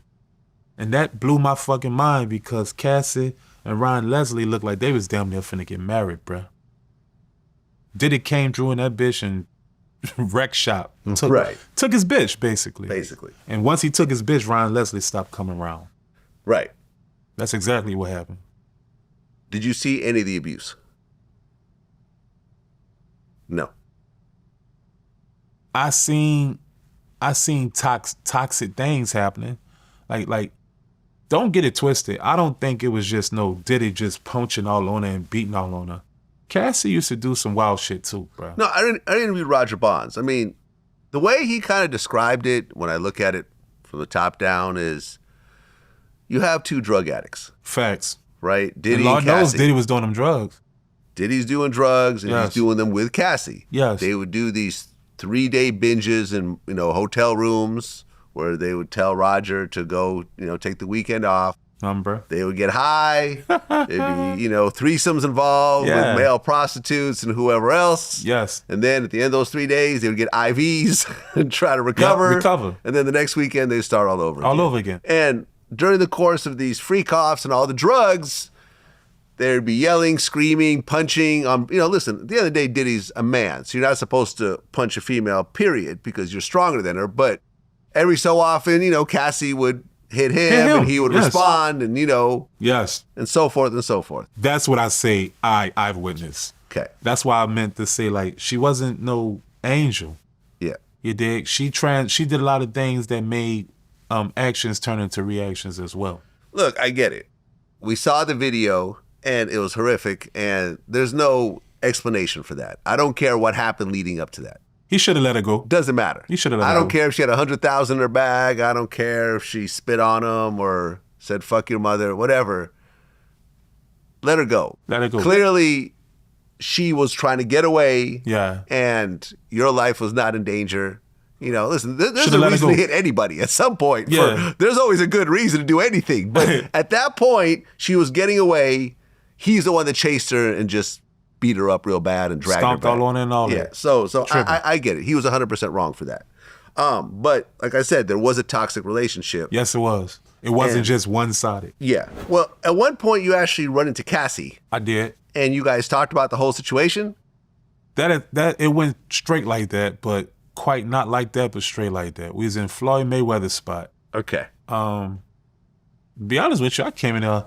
I'm living in Vegas, so I'm always going to the strip clubs. That was like my wiggle. That's my thing. Anyway, I go into the strip club. I see Cassie and an old man, her dude. And basically, she was just so happy to see me. She was like, "Child!" Because you got to understand, me and Cassie around the same age. We come up practically in the same little era at Bad Boys. So it was like high school to us. She was just happy to see me. I was happy to see her too. Can't even lie. And I'm just chilling. She had buku drinks. She's like, "You want something to drink?" I'm like, "Absolutely." Right? You know I'm a drink, bruh. So we drinking and cooling. Her dude that she with, his posture is more like chill. But when she started talking to me, he was just, I could tell that he was trying to make sure that she don't say anything out the norm. But she ended up doing it anyway. And she basically was like, you know, I didn't do nothing to Diddy. You know, I didn't deserve what he did. And she was like, you know, I just wanted to be an artist. You know, I just wanted to do my thing. He took advantage of me, period. That's exactly what she said. He took advantage of me. He took advantage of my innocence. And she was just like, I don't know. She just was, I don't know. It was sad, kind of. You know what I mean? Because I rock with Cassie, and she just, I don't know. That night, he made me look like, it made him look like a monster. Well, didn't she mention that he blew up Kid Cudi's car? She did. Yeah. Listen, and I know people who were with She Kid did say Cudi when he got the phone call that his car was on fire. She did say that. Yeah. Like that actually happened. Now, Yeah, she said that. did Diddy do it? That's what a court is going to decide. I don't. When she said all that to me, bro, I was drinking, so I really wasn't taking it serious. The same as not serious as what you said when Diddy was saying to Fred. I wasn't taking that serious when she said that the Kid Cudi situation. I wasn't paying no attention. I just Right. wanted the drinks, and I was just happy to see her. But now of now though, you know, I should have took that shit more serious of what she said, because I don't know, bro. She just felt like she looked like she was just done and tired. She felt like she was just through. To be fair, and I you know, people get on me when I say this, but I feel like we just got to keep it real. Okay. Now, Cassie had a hit song. She did. With Me and You. She did. Ryan Leslie put that together, and he made it work with Cassie's tone. But the reality is, anyone could have a hit song. Yes. I could go to the booth after this, and I could just mess around and suddenly, If with the right people. with the right producer Correct. and the right moment, and it just takes off. It goes viral on TikTok. Next thing I know, I have a hit song. Right? And I Yeah. have no talent. It's Facts. just anyone could do it. Number. It's the people who keep having hits after hits are the real talents in this agents, you know, in Yeah. this industry, right? Yes. When I've always looked at Cassie and I hear the stories of, well, I just wanted to pursue my career, and Diddy kept like dangling the carrot, That's what she and like, said. oh, that if you don't keep sleeping with me, we're not gonna give you studio time what or a she said. budget and whatever else. I get that, but at what point do you really look at yourself realistically and say, you know, although I did have a moment with a hot song, I'm not really in the same caliber of singer as like a Mary J. Blige or a Whitney Houston or a Mariah Carey or all these, you know, or a SZA or whatever else, you know. And at one point, I have to just accept that I had my moment, but I'm not really a musical star. I don't know. I can't say that she's not a musical star because she never got a chance to Okay. Glad you got to bear with me now. All right, well, You gotta okay. bear Go with ahead. me. Go Bear ahead. with me. Go ahead. She never got a chance to showcase her musical talent is because as soon as she got down, the nigga he took her and started fucking on her and made it his old lady. He never Okay. gave her a chance to be a fucking star. I know someone Here that we was go. working at Bad Boy during Okay. this whole time, during the whole time that she was there. I think I know him too. Okay, we're not going to say who it is. Okay. But yes, you do know. Okay. And he told me that when Cassie had a song that looked like it might react, that they spent the same effort pushing her music as every other artist on the label I agree. during that time. I agree. It just so happens that those songs didn't take off. But she had a lot of chances. She got a lot of features. A million chances. A million more Yeah. Than everybody. than everyone else. Than everybody. If she was not fucking Diddy, she would have been dropped off the label years before. Facts, bro. She had more chances than anyone. Everybody. See, and people, oh no, he was purposely holding her back. No, he was giving her real chances. Too many. So That pussy must have been like macaroni. pussy must have been great. I get it. I get it. Right? Yeah. And I've said this before when I was on Matt Hoffa's show. I've been around her before. She's cute, but I never thought that she was just stunning. She's considered. She's pretty. Yeah, she's considered beautiful. She's beautiful. She is, Vlad, bro. She's I beautiful. I wasn't blown away being around. I tell you one thing: if you had Cassie in the room right now, you'll fuck her on a rainy day. I'm not saying I would or All wouldn't right, fuck. so- Yes, I'd probably fuck. Yeah, I get man, it. Like, come yeah, on no, now. she's pretty. I'm not saying she's unattractive, but it's like I've been around really just gorgeous. Like, I've been around Beyonce, and it's like, wow. I get it. Like, this is not Beyonce. But keep in mind, and I'm not shooting that situation down. Beyonce had the people around her to make sure that she was able to become her. Cassie didn't. She had buku chances, Yeah. but it sounded more like chances from Dick. But she still had the chances. You know what? You're right. She still had the chances. had the chances. And No at matter how one it sound. point, what I feel is that if Cassie just took a step back and realistically, okay, like, yeah, Diddy's gassing my, I'm going to make you a star one day, but take a step back and say, listen, I'm not that great of a singer. I'm okay. And if you produce me right and auto-tune my voice and get me with a good writer, Okay. but she's not an exceptional writer. She's not an exceptional vocalist. She's not an exceptional performer. You see what I'm saying? I get it. All these things that make superstars in this music industry, she Superstar, unfortunately too. didn't have. And if she just said, you know something, Diddy's just selling me a dream. I need to just go on my life and just put music in my past. And you think she was going to do that? Well, it would have saved her a lot of, abuse and so forth along the way. That's what I think. That's what I think. I've rocked. At certain points, man, like, and I've switched my careers over the years. At certain points, listen, I Gotta know started to switch out, it up. I started out making beats. At one point I said, I'm never going to be Dr. Dre or DJ Premier. Okay. So let me just go into something else. That's when I started DJing, and that took off. And then at one point I said, okay, DJing cool, but I got to do something else because there's not really a future in this. Okay. Successful people know when to quit. Unsuccessful people a lot of times stick with things too long. And then get bitter that the outcome didn't go the way I agree. it was supposed to go. I agree. But they They didn't weren't know when to fold. realistically looking at themselves. Yeah, they didn't know when to fold. Yeah. Yeah. Listen, Benzino's had hit songs, but Benzino will not go down as one of the great rappers. He just had what was it? Rock the Party. It was a cool song, and it did its thing. He had his wiggle. Okay, congrats. But you're not better than Eminem. Absolutely You know, not. I mean, no matter how you try to Shout out spin to it. Benzino, though. Yeah, shout out to Benzino. He's going to be on my show again. But I'm just saying, like, people want to paint things a certain type of way. And, Diddy held her back and so forth. I think Diddy gave her more chances than probably anyone on earth I do, too. because of their sexual relationship. Correct. And he absolutely lost a lot of money on her. Absolutely. He's probably about $5-10 million in the hole with her. A little more than that. You know what I'm saying? Yeah. But she chose to stick around and say, okay, I'm going to be a star. She did. When reality, she just said, okay, music just was a time in my life, and now it's time to work on the next chapter of my life. But he also, regardless of how that sound though, Vlad, bro, he also took that away from her too. Because he strayed off of Dick relationship than her actual career. I just believe that he I don't know. He treated her more like a toy than his actual artist. Well, I think he really did love her and was really obsessed with her, and that was. I don't think she loved him.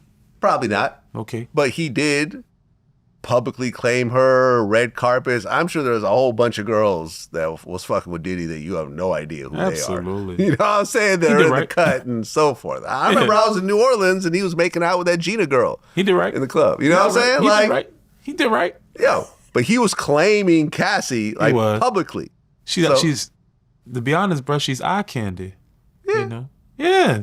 Come on now, bro. No, man, she's pretty. I've never said she's unattractive. I'm just saying that, like, to be as obsessed as he was, to go to the point where he's now in a jail cell, mostly because of her, I think. Me too. You know, in terms of their relationship and what it turned into. I agree. She's not bad enough to that, you know, to have that type of outcome is all I'm saying. Yeah, she's ugly to me if you go down to that. You hear me? Yeah. Fuck all that. I'm cool. Yeah, I believe that, I don't know, but Diddy and Cassie was both left field with their relationship because Cassie was not an angel. Yeah. And, you know, no matter how that sound, she done things that triggered that man. Doesn't mean he should have put his hands on her. Yeah. But sometimes in relationships, that it happens that way. You dig? But Diddy got to he had to keep this on his mind. Anything you say and do will be used against you in the court of celebrity as well. Right. So you got to keep that in mind as a celebrity, that whatever you're doing can be surveillanced on you, you know? And I think that his egotistical, narcissist ass, because I know how to be a narcissist too, you know, and it happens, and we tend to forget that the scope is on us, you know, and I just think that's what it was, you know, because you peep, he denied everything until they showed the footage of him whooping that girl. Yeah. Denial stopped. Yeah. Then it's like, I fucked up. Yeah. You know. I need to do better. Yes, Cassie, though. Cassie's the reason why he backed up. Yeah. Yeah. Exactly. Definitely. I still think the liquor company had. That's just me, though. Hey, man. You dig? Listen, time will tell. You know what? Time will tell. Now, you being on Bad Boy, you're going to the parties. Are you being invited to the after parties and the freak offs and all that? There's no such thing as an invite. You either there or you're not. Okay. You dig? It was not. You want to come with me? It wasn't. You want to come like with? Special card? Yeah. Or nothing, It's just none of that. you either there or you're not. So I seen things. I mean, I seen men on men, girl on girl. Okay, hold on. You know, you're in the room. Diddy's in the room? Yes, I seen that too. Okay. Like, how many people are actually having sexual relations in one room at a time? Well, that varies. What's the most number of people you've seen having sex in a room at one time? 6. 6 people. Is Diddy one of them? Yes. Okay. Was it heterosexual? It was diabolical. Meaning?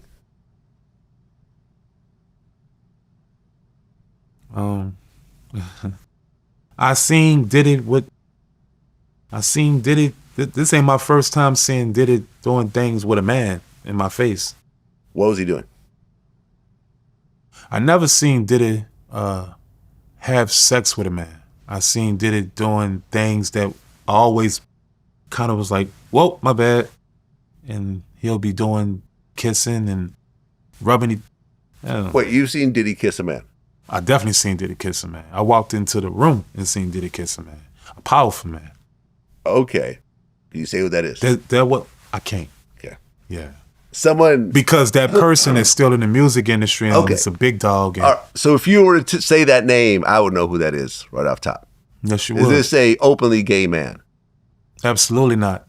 Oh, okay. Yeah, but definitely in that world. Okay. He wasn't black. A white dude? Yes. Well, hold on a second. Trust me, Vlad, you don't want to play that game. I mean, are you talking about Clive Davis? No, but Clive Davis is the godfather of all that shit. And he's openly bisexual, Clive Davis.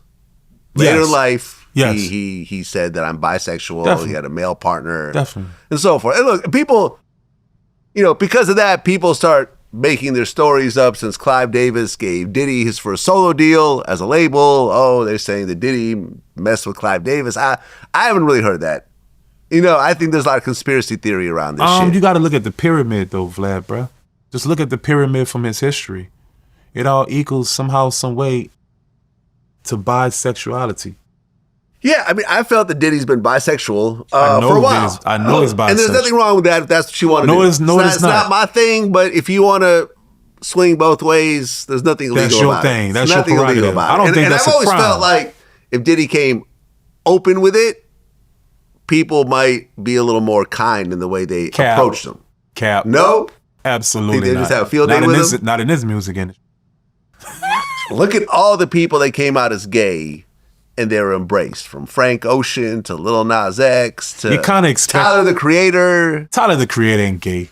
Tyler the Creator is gay. He's not gay. You think he's straight? I know he's sarcastic. He purposely do things. That's not what I heard. That's his character. That's not what I heard. All right. I know people in that camp that have told me who he used to sleep with and so forth, and it was not a woman. I'm just saying. I walked in the room and I seen Diddy kissing a powerful person who done a lot of things in the music industry since the late 80s. Okay. Yeah. How did you feel when you saw that? I was disgusted. Okay. That's how I felt. It was uncomfortable to my eyes. My eyes were uncomfortable. So Diddy kisses this man, and then he looks over at you. They were tonguing. Yeah. Even when I walked in, like, oh Lord, oh my God, I don't never want to see that again. But, all right, so he's tugging a dude down. Does he look over at you? And they was grabbing each other's, how you say it, crotches. Okay, you did. All right. This is very graphic. This is facts. No, I believe you. I believe you. So you're seeing Diddy with his tongue. Not to cut you off, but how you think I got to shot the Lil Daddy video and the remix in the same day? The moment I seen that, you heard me, I've been pushing Diddy to shoot these videos about 6 months straight. Soon as I was in New York, I walked into the room and seen him kissing the man and then grabbing each other crotches. 3 days later, I'm shooting Lil Daddy video in New Orleans, 2 of them with Lil Wayne too. Make that make sense. Right. You got the green light. I sure did in 3 days. You had something on him at that point. In 3 days. 3 days. 3 fucking days. But the sex part is, I used to, yes. You know what I'm saying? Like, Did you participate in the sex You parties? got me fucked up, kid. I'm not saying on some gay shit, but there was women there too, right? Yeah, I had sex. Yeah, yes. I had sex. Okay, so I'm right.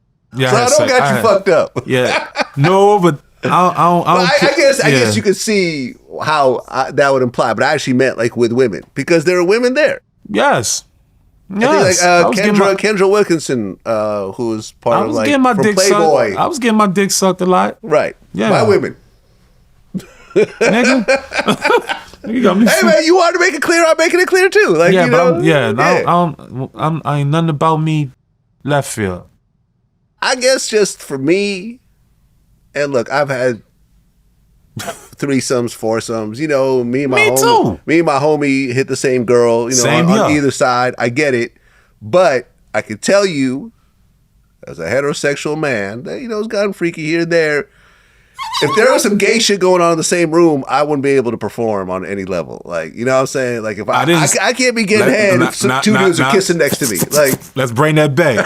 I never said I performed doing nothing with no men in the room. I never said that. Okay, I'm just letting you know. No, I know. Yeah. I don't get down like that. But when you're around Diddy, bruh, when you're around Diddy, it gets tricky because you got no other choice but to see it.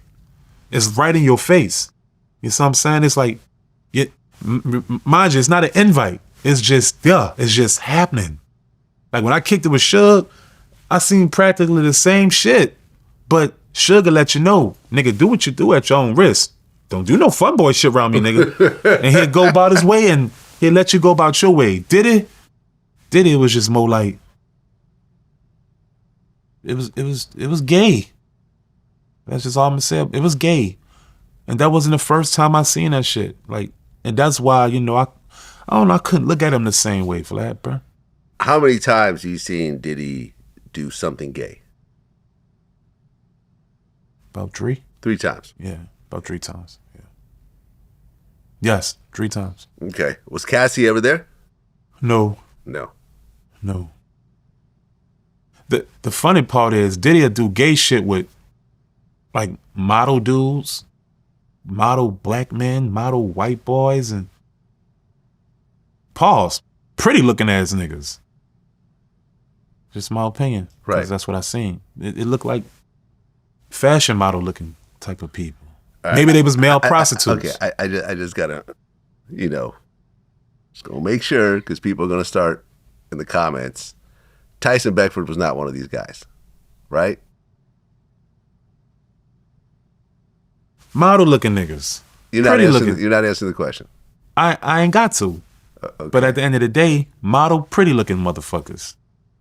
And they all look like people I seen before I even became who I was. You want me to say Tyson, don't you? Well, I fuck with Tyson. You came up with Tyson. I didn't say that's Tyson. because when you think of male models, he's the most famous male model. Or hired prostitutes. So when they say Diddy was hiring prostitutes, right. man. No, I get that facts. part. Please don't tell me Tyson was not with the bullshit. I didn't see Tyson. You didn't see Tyson. Okay. But I seen people I've seen before in magazines and all types of Tyson, I had to go out of my way and to clear your name, say Vlad, but it was always women involved too in it. It wasn't just no Diddy fucking horse chop. You hear me? It wasn't just no straight Diddy with a bunch of men. It was Diddy, men, woman or two. It was like that. Diabolical. Uncomfortable to my eyes, I'll tell you that. Uncomfortability. No doubt about it. Well, around 2005, Hurricane Katrina happens. Yes, it did. And you asked Diddy for money to relocate your family. To help me, yes. And he said, go back on the road. That's what he said. Hey, get your ass back on the road. And mind you, at this time, the little dude that was under me was kind of like the Chris Browns. That was my little partner. So he like, bro, you coming back on the road? This when Chris was young, you dig? And I think he had Run It. Yeah. And basically he was like, bro, coming back on the road? I used to tell little Chris, like, shit, my family, bro, everything bad. I called Diddy and I asked him to help me get my family out. And he basically was like, get back on the road. And I'm like, get back on the road? I was like, nigga, I can't even fly out of here. Like, how the fuck I'm gonna get back on the road? I can't even fly out of here, Diddy. To be fair,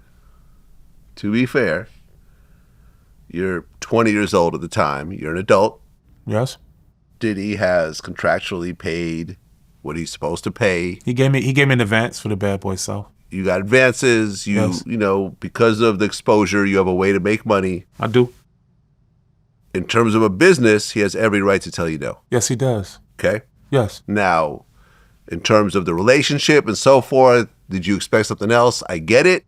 But as a business person, look, I run a business. Mm-hmm. People have approached me over the years, sometimes to borrow money. Sometimes I've said yes, sometimes I've said no. Understood. But if I say no every time, I'm justified saying no. As you should. Now, if I don't pay you what your paycheck is, then we got a problem. I get it. But if I pay you the paychecks and they're coming in and you want an advance or you want some extra, I'm allowed to say no. Like, for example, Eskino was on my show at one point, the first interview. He was saying how, Petey Crack, needed a car, and he goes to Jay-Z, and he was like, yo, man, I need a car. Can you give me a car? And he said, Jay-Z was like, are you done?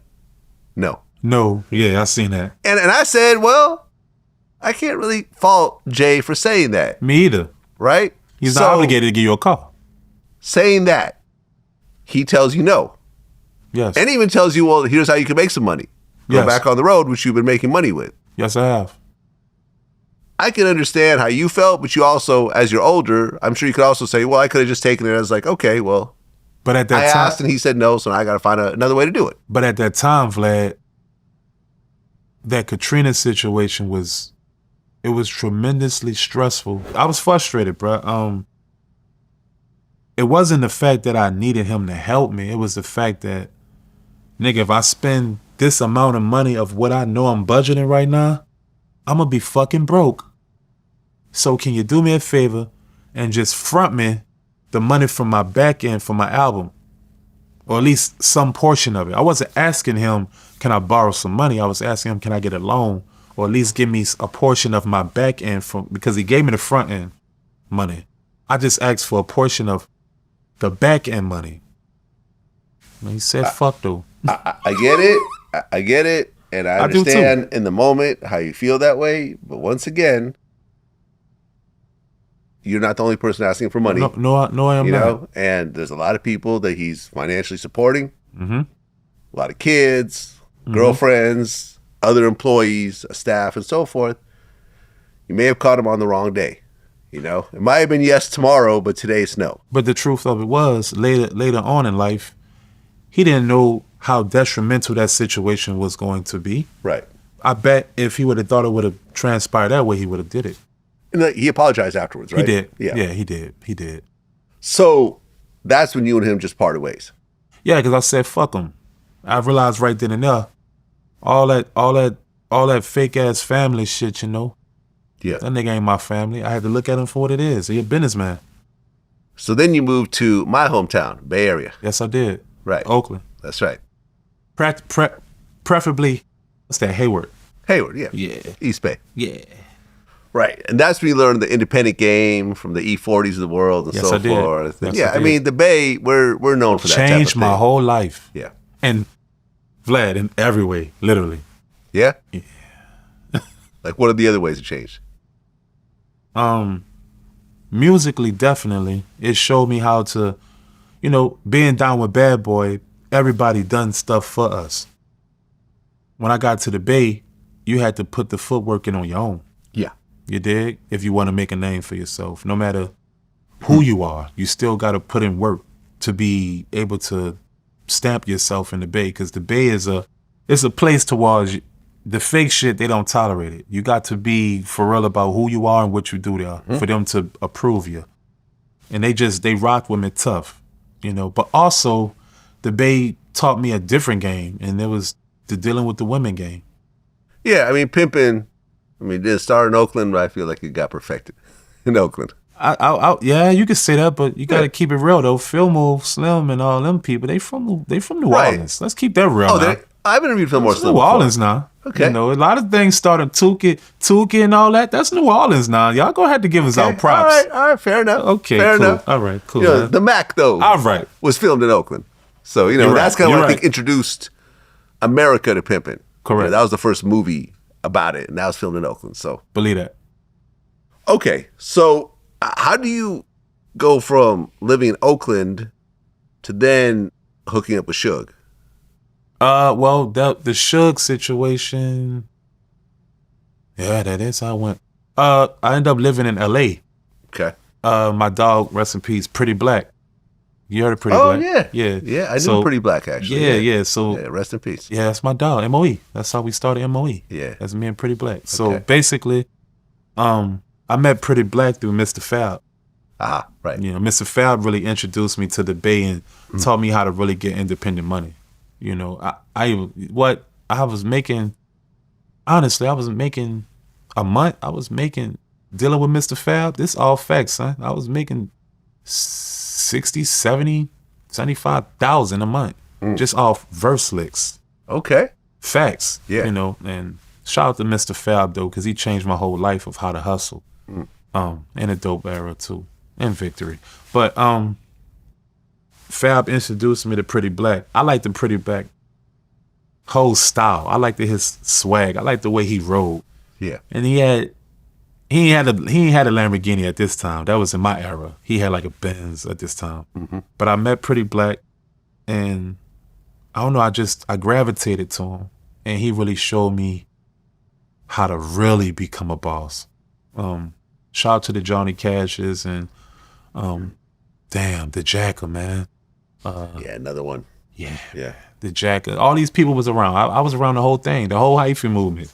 Yeah. I was there. Yeah, I was filming Ghost Ride the Whip during that time and doing the Mac Dre American Gangster. And not So, just that, you was doing the DVDs, you was doing the mixtape. I was in the mix. And, Oh, you was that nigga now, no? YouTube was starting out. VladTV Yeah. was starting out around that time also, but that was early. So yeah, Yeah, you put in your work. You I put in my work. Well deserved. Yeah, you as well. Yeah, thank you, King. Okay, so now you start hanging out with Suge. So from Pretty Black ended up moving to Dominguez Hills. Right by Dominguez College in Carson. You heard me? And basically, we started getting it in out there. Black copped a Lamborghini.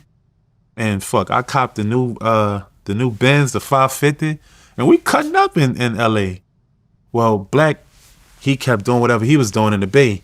Me, I was pursuing my rap career. I wasn't really trying to, I ain't ever, claimed to be a dope boy, drug dealer type dude. Yeah. That ain't ever been my style. You dig? I was cool with just being a stand-up dude. I'm cool with being a rapper. You dig? I'm just a stand-up dude. I'll defend mine if I have to, but I'm a hustler.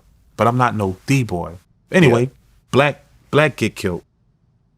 And basically, fuck, I'm in Carson all on my own now. And I kept saying Suge, Suge was down with the funk with me. You dig? So that automatically was how we click-clack as we with the funk. And basically, you just wanted the management. From managing me, we just started rolling together for I would say about close to 1.5, 2 years straight. Okay, he gave you a Ferrari, right? He did. Yeah. Yeah, he did. How you know that? I know everything. How you know that? I know that. He gave me a red Ferrari. Yeah. He did. On my birthday. Yep. Shout out to Suge. How you know that, bro? You really want to know? Yeah. I do. You actually talked about it.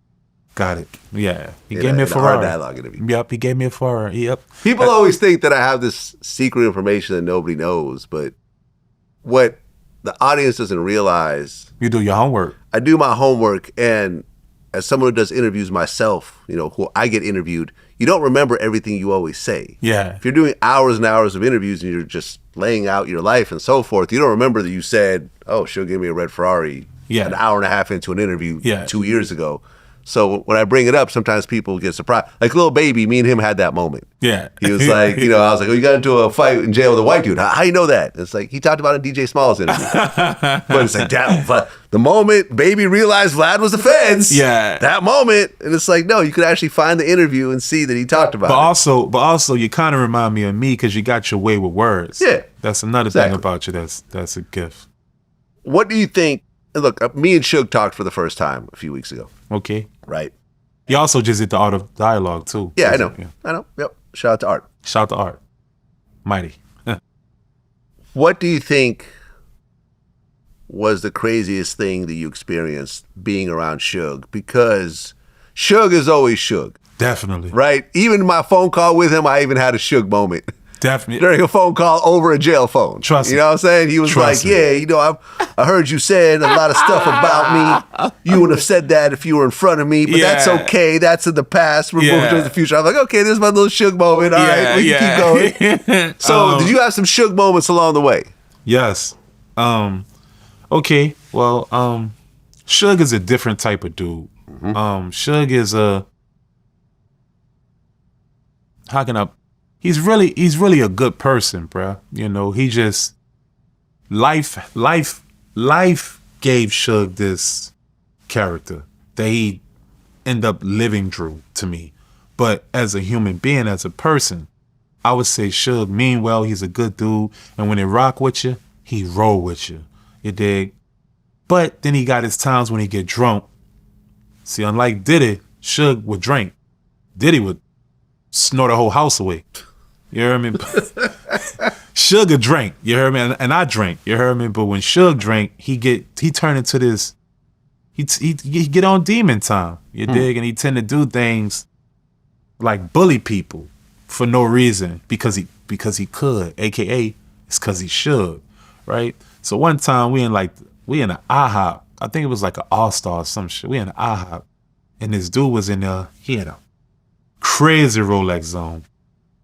He played these type of games, Suge. This what made him crazy to me. He like, Chop, look at that nigga with the Rolex. Right? So I'm looking. I said, ooh, that bitch is shining, huh? He like, go get it. I'm looking at him like, what, nigga? He said, go get the watch. I said, go get the watch. The man with his lady.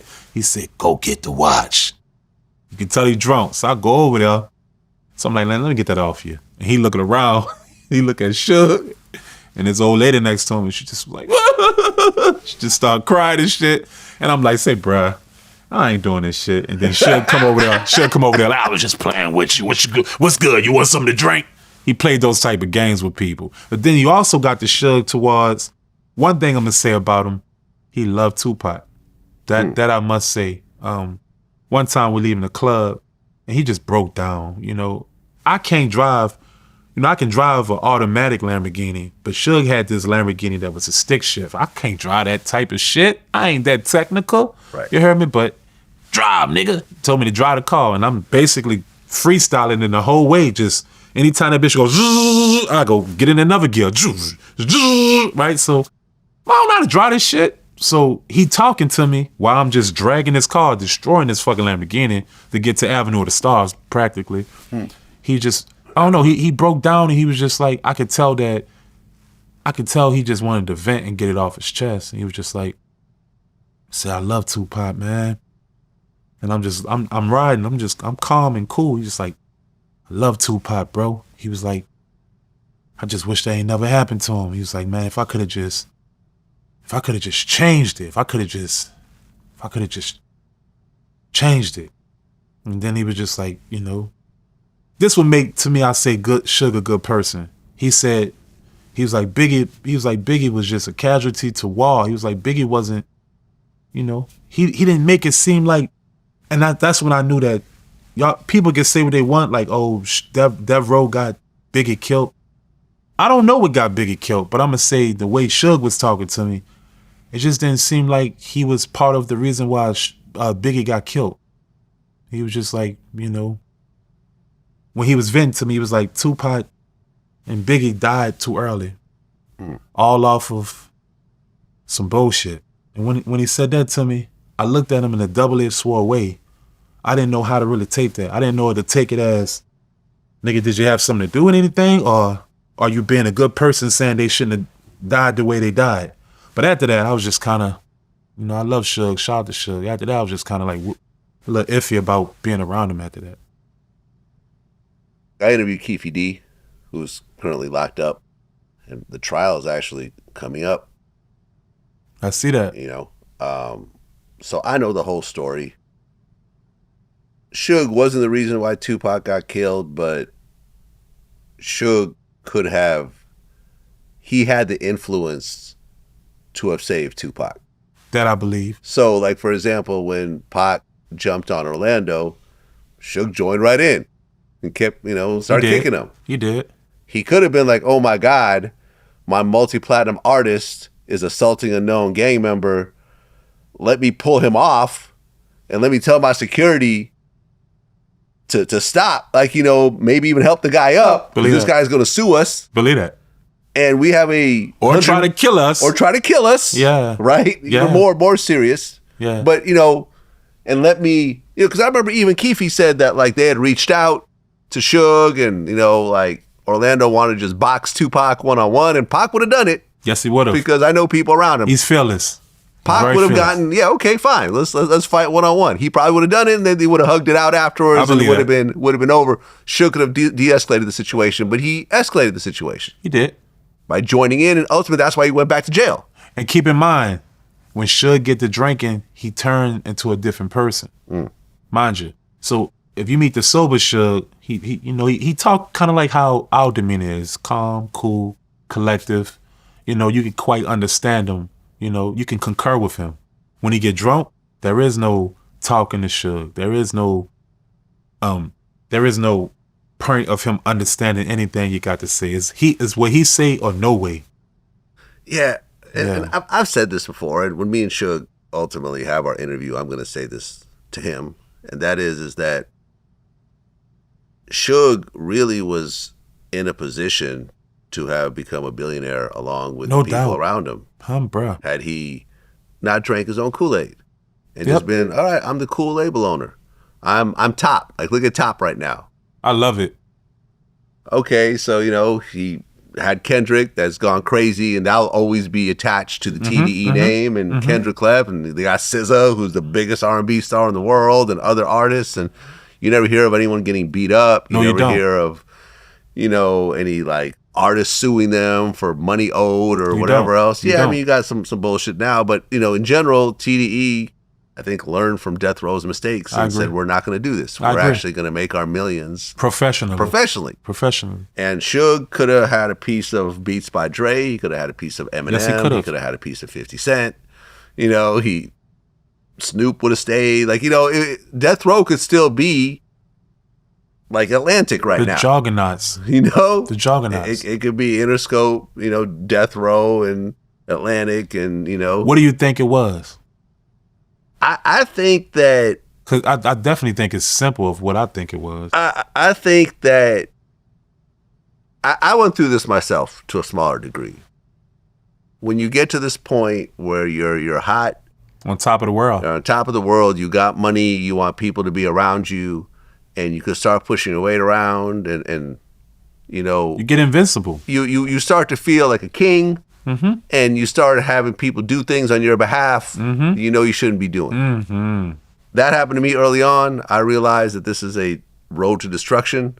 And at that point, like, you know, I used to have my little guys around me for security. Now, in the room right now is a professional security guy. You're doing right. Former LAPD. You're doing right. we're not out there roughing people up. You're doing right. I'm just here for, this is personal protection and so forth, and that's You're doing right. Suge, I think, you know, got drunk with power, started having all the bloods come around, and, you know, started to feel, you know, and these guys would do things on his behalf. So, like, when you said that Biggie was a casualty of war, they say this guy Poochie was the one who killed him. He's dead now, right? Who was a mob Pyru blood. Did Suge tell him to do it, or did this guy take it upon himself just to impress Suge, just take on an overall beef of the people he's around? Who knows? We'll never know. We'll never know. And that's what I think happened. What do you think happened with Suge? What, with the biggest situation? Well, just in general. You said, you know, why do you think he ended up kind of, you know? I think that egotistical. I think that Suge felt like he was invincible. I felt like he felt like nobody can fuck with him. I felt like he started treating people he kind of bit the Diddy juice too. I think that he started treating people like items instead of like human beings. And once you start treating people like items and not like human beings, that's when your twin towers get to crashing. Well, was Suge trying to pick your brain about Diddy since you were with him for so long and now you're with Suge? Suge was that's why I say, bro, Suge was a different type of dude. If he was trying to pick my brain, I didn't catch it because he was more like, nigga, we finna take over the world. You dig? Suge just wanted to manage me. Suge wasn't, I don't know if he was trying to pick my brain. I didn't catch it because he flourished me with so much shit that maybe I wasn't paying no attention of where he was actually grasping from me. Okay, fair enough. Yeah. Because he flourished me with so much shit. He flourished me so much, I brought Young Money, Mac Main out there and let him come kick it with me too to see it. And Suge wanted to kick it with Wayne. He wanted to kick it with Wayne so fucking bad that he was like, man, how do I get through to Wayne? I said, I'm going to get Mac out here, bro, Mac Main out. And I let them work their wiggle from there. But I was practically much done. My time was up. It ran its course with me with Suge after a couple things. Well, you touched on this. The shooting incident. What leads up to it? I was being a fake drug dealer. You heard me? Fake trapping. Trying to be somebody I wasn't. Because all my people was spending money in the clubs. Buku money. And I'm over here making rap money. Not making enough of it. I got tired of it. Yet and still, my dumb duck ass should have appreciated making $5,000-$6,000 a show. I looked at that like I wasn't making no money because they was spending that in the strip club. I told my people to front me some work. He looked at me like I was stupid, but I really meant it. He ended up fronting me some work. I went on a little run. The second time around, these people who was shopping with me come, and I asked my people, you dig, can you front me some work? Because I ran out of what I had. He said, I ain't got it. Better go to Target, get some rabbit food. Dumbest decision I ever made. So you got rabbit food to make fake weed? I did. It's already fake weed to me. It looked like weed. Okay. So I don't have to make fake weed because it looked like fake weed. It looked like weed. So basically what I did was I put it in a black bag and then because he wanted like 7 to 10 of them. And I don't know why I was living a drug dealer life. Knowing I'm not even no drug dealer, but you live and you learn. But anyway, I put it in a bag. I put the fake weed in the black bag, the black, like trash bag, big trash bag though. I put the real weed, 3 pounds that I had left, I put that on top. I G-mixed it like that, went downstairs, gave it to him. About 3 hours later, he was like, you know what you did. You ain't had to do that. He's like, I know who you are. And I'm like, you. And I drew the burner phone over the balcony, took the money that was free money to me that day. How much was it? About close to $8,000-9,000. Okay, so not a huge amount, but enough to piss someone off. Yes. Right. Because at that, now we both alive now, but let me just break it down. So after that happened, I'm living life. Years done passed. And this is 2008 when I finessed him. Our whole life done changed by 2012 hit. I ended up going to Detroit. You know, a good friend of mine was playing from the Saints to Detroit Lions. I go out there with him. He with the Kardashians and shit. I'm the ugly sister and all types of crazy. But I'm having who are you messing with? The ugliest one. So I'm having a ball. Which one? The ugliest one. I'm not gonna say it. You're gonna have to say it. I can't say it because then I'm gonna be the one saying it.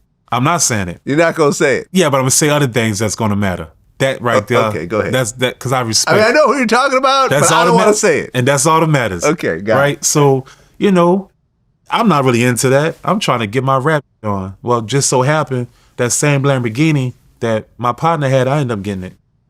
And I was shining with it. And I was doing buku shows now.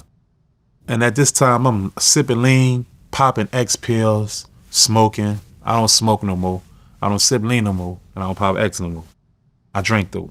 But at this time, I'm living like a rock star. I'm getting money. You know, I'm having a ball out there. Detroit fuck with me, trick, everybody. They took me under their wing and really rocked with me. You know, before the artist was really popping, these was guys on the come up. You know, so they always fucking with me. I'm doing shows. I get a phone call.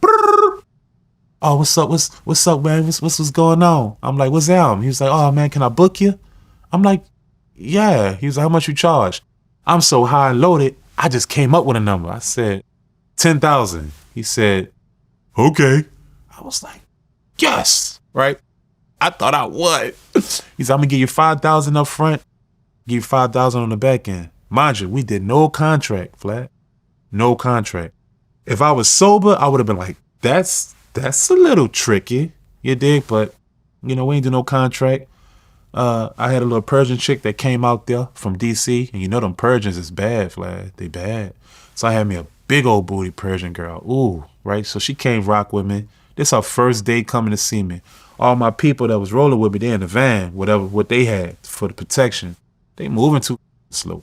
So I'm like, fuck all that. Me and her, we got to pushing it. Shit, we pushing it. The promoter dude, you heard me, he calling every hour on the hour trying to figure out where I was at, what exit was on. And my dumb ass kept telling him. Next thing you know, it was a car behind me. I'm sipping Moline, and I done popped another X pill, and she rolling up. I'm just smacked. Next thing you know, I go left, I see the car go left. I go right, I see the car go right. Left, it went left. Right, it went right. I said, uh-oh. All my highness done left me now. I said, I'm getting trailed. I had buku jury on me, so I'm thinking in my mind that they're gonna try to rob me. Mm-hmm. So I look at the woman, the young lady. I didn't want to disrespect her because she's still cool with me to this day. So I look at her and I'm like, should I tell her? If I don't tell her, it'll play on my conscience if something happens to her, you know? So I'm like, I'm gonna tell her. I told her all that twerking and sucking my dick and all that stopped. She started shaking and getting paranoid, looking back buku times. I keep telling her stop looking back. She keep looking back. Like, this gonna get me shot. So I'm like, let me save her because she ain't got nothing to do with this here. She just came to see me. So I'm like, yeah. So I'm gonna go to the rest stop. When I go to the rest stop, walk out the car, go into the store, tell them to lock the door, call 911. It's about to be a robbery. Okay, baby, okay. I pull up to the rest stop. She get out. She scream, run in the fucking store. These niggas pull up. Now I could have hit the gas. I was so fucking smacked. You heard me? I was high. I was loaded. I had it in my mind. If I crash in this car, I'm out of here. I'm tall as the. This car is small as the. I'm toast. So I'm like, I'm finna face it. So the niggas got out the car. One had a 9, one had like a revolver. And they told me to roll my window down. I'm like, for what? I'm like, nah, I still rolled it down. I cracked it down like that much. So I'm like, what you want, this jury? Nigga, I can get this all over again. He said, y'all don't want that jury? You know what you did in the A? That's when it hit me. I was like, I'm gonna tell you ironically, the first thing that came to my head was Menace to Society in the interrogation room. You know you done fucked up, right? Right. I just knew I fucked up. So I put my head down, pause, and lift my ass in the air. Better my ass than my head. So they got the dumping. They shot in there about 5 times. The one dude who had the 9mm, I don't know if his gun jammed or not, but he was not shooting. But the other dude was popping the out that car. And it looked like cameras flashing. And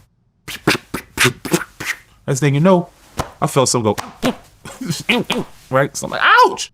And I thought I was paused. I got wet. And I started sweating. It wasn't no sweat. It was blood. So I neutral. Started speeding. Hit the pole. Woke up in the hospital. How many times did you get shot? 1 right here. 2 right here. 2 right there. And grazed in my hand. 5 times.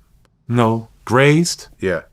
1, 2, 3. So I don't know how to count that. 3. Okay. 3.5, I guess. I don't 3 and a know. graze. Yeah. But luckily, no organs hit.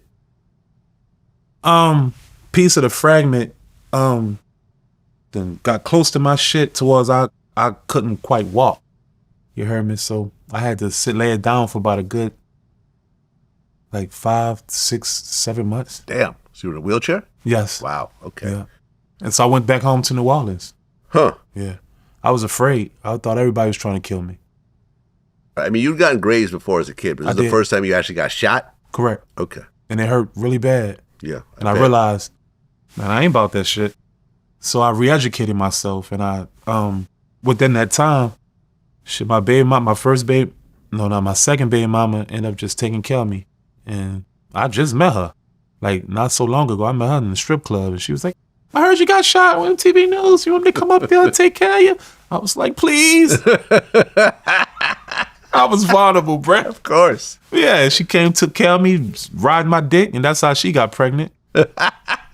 Practically raped me, but it'd be like that. It happens to the best of us. Happens to the best of us. But at the end of the day, I re-educated myself, and mind you, I started enlightening myself, bro. I started reading books. I started trying to figure out what life was about because I knew it had to be molding what the fuck I was doing. Well, you ran into the guys who shot you. I did. How long after? 2017. Okay, so this is 5 years later. Yeah. I ran into him in A. How did that go? I was afraid, truthfully. Okay. That's and fair. I don't know. I was afraid. And my people actually knew them. And just like, nah, man, we got to get this over with. Because it didn't go unpunished of what happened to them. Oh, something happened to them also. Correct. But you didn't cooperate. No, I didn't. No, I didn't, man. No, I'm not talking to no cops. Right, but happened at a gas station? So there's cameras. Yeah. So they weren't arrested, charged, nothing? No, all right. So after I got shot, I woke up. They put me in an induced coma. So when I woke up, first thing that happened was the police, right? And I don't know nothing. So they had to figure out on their own. I don't know if they figured out whatever they figured out. Obviously they didn't, because I wasn't going to say nothing. Okay. You know what I mean? I ain't no rat now, you know. Okay. But when I seen them in the A, I was afraid. My people knew them. So basically my people's like, we gotta get this over with. So you sat down and had a conversation with the guys that shot you. I'm going to tell you exactly what he said, because it was my fault. He said, that was my last money, bruh. He said, I was broke after that. You know, so I was angry. You know, I was angry, my nigga. And I was just like, I get it. And I was like, I apologize. And he apologized. And as soon as we shook hands, I got the fuck out the club. That's what the fuck happened. I was afraid, nigga. They might try to finish the job. Yeah. Yeah. That's what I thought. And I mean, you're right. It is your fault. It is my fault. You sold those guys rabbit food. I did. Really kind of my partner's fault for influencing me to do it, knowing he was a veteran at trapping. I'm not no trapper. You still did it, though. I still did it. Yeah. Just as well as the Katrina situation with Diddy. It was still my responsibility. Well, then in 2022, you get charged with sex trafficking. I did. What happened? Remember that Bay, Once Upon a Time in the Bay? Remember that era? Yep. Well, I'm really good at that. Right? So much that I damn near ain't got to do nothing. Females were just giving me shit, honestly. I just was living off the moniker of a bitch thinking I was God. And I was just like, yeah, I am God. And the bitch would give me everything just off of the reputation of what she thought it was about me. So I was still doing that one lifestyle of being someone that I'm not. You dig? And I kind of overdid that. But what happened with that situation is I actually stopped doing that, whatever I was doing. Probably about a year, 2020, I kind of stopped. That's what saved me, to be honest with you. Because to them people, they thought I was in the moment of doing that. But I actually stopped like 2020. Because I ended up having kids from the game. Facts, truthfully. Yeah. Yeah, so I kind of just stopped. Because once she wasn't in it, I stopped doing it. So that kind of saved me. But 2022, I ain't fucking with my baby mama no more. I'm back in the streets. I'm for the streets again, you know? And basically, I had a female that came rock with me. Another female was her partner, looking on her stories. You did. We having fun. We cutting up. We gambling and partying. And she wanted to come out and kick it. So, fuck it. I said, come on. She can come. By the grace of God, I didn't book her ticket. And mind you, fellas, if you book someone's ticket, a female's ticket, and things don't go right, you can get charged with sex trafficking. So I just wanted to let y'all know that. All right, so she come out on her own. You know, she twerking all on my car and snorting cocaine all in my face and turning up. I wasn't with none of that shit. That ain't really how I get down. So I told her partner, who I was fucking with, I said, say, you gotta get her she gotta get the fuck. You heard me? She gotta go. And she was like, okay. So basically, shit, told her she had to go. She ain't like that. She told the police. I had prostitutes. I had all these cars and houses off selling pussy and not off rap. So basically, they got on my trail and then they entrapped me. And basically, I was in a club. I was drunk. I was in Rhinos. I was drunk, Vlad. And a female hit me on Instagram and said, hey, I've been trying to get Drew with you and fuck with you. You know, I be trapping. I'm a 304, but I be dancing too. You down with that? And I was like, yeah, fucking right. Yeah, I'm down with that. And they said, they came and got me in D.C. like 2 months later. They came and got me, ran down on me, bushes and all. Came and got me big time too, and charged me with sex trafficking. I just want to say this, because this is something I've always lived by, that I think every man should live by, and there's a lot of examples of this. I learned early on, never let a woman leave angry. I agree. No matter what happens in that room. I agree. No matter what happens on that date. I agree. When things start to go left and she starts to get upset and you're like, this bitch is crazy and, whatever else, I would always take a step back. I would humble myself. I would apologize to her. Even when I knew I wasn't wrong, I would apologize. If I had to buy her something or pay for transportation or whatever else, I would always make sure she was good. I believe and that has prevented a lot of problems over the years. I believe that. The most famous example of this was when I interviewed Tupac's rape accuser. And we talked about that whole situation. Yes, she had, sex with Pac, and, the story's a little fuzzy as to her having sex with the other guys, but regardless, she was upset. She wakes him up. Oh, you let these guys rape me, whatever else. Pac said, get this bitch out of here. And I remember I talked to his co-defendant. Man. I said, if Pac had calmed her down, taken her in the other room, and just made sure she good, would none of this have happened? He goes, absolutely. So I got a question. Right. So you're basically saying she was okay fucking Pac, but the fact that courtesy of all the other homeboys fucking her, that I get it now. She had a problem with it. And Pac left the room and just said, well, fuck this bitch. That's between y'all. Yeah, he shouldn't have done that. He shouldn't have done that. Yeah, just like I Especially shouldn't have being done who he is. Just like I shouldn't have done that. Right. So, you want to call me a trick or whatever? That's fine. I'm cool with that. I haven't been charged with sex trafficking. Right. You know what I'm saying? But guess what? Guess what, Vlad? Me either. Because I'm going to tell you what happened, though. They ended up dropping the charges eventually. But the fact that you went through this. I did. And it all was over an angry female. It was. Had you just said, you know something, you ain't got to fly back. Okay, yeah, let's see. Here's a drink. Let's just chill, whatever else. Then tomorrow I'm going to get rid of you. You know what I'm saying? But it was supposed to be a threesome. Yeah. But it wasn't. It had nothing to do with, you heard me? It had nothing to do with selling bitches. It had something to do with but I'm just saying, threesome. You had a pissed off female on your hands, which you could have calmed down in some sort of way. I could have. De-escalated the situation. Yes, I could have. And I didn't because I was on my Suge and Diddy. I was egotistical. And I felt like, fuck this bitch. I'm that nigga. Right.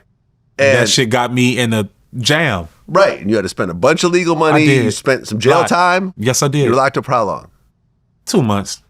That's still 2 months. That's 2 years to me. Yeah, that's still a long time. I ain't no jailbird. I guess we all feel like that. Man, listen, I got something to do tomorrow and the next day. Fucking 2 months in jail. Yeah. And I spent $62,000. There you go. Yes, I did. $62,000. All this could have been avoided. 2 months in jail, $62,000 in legal bills. Yep. Off a 10-minute conversation. I'm just saying. Practically 5. Yeah.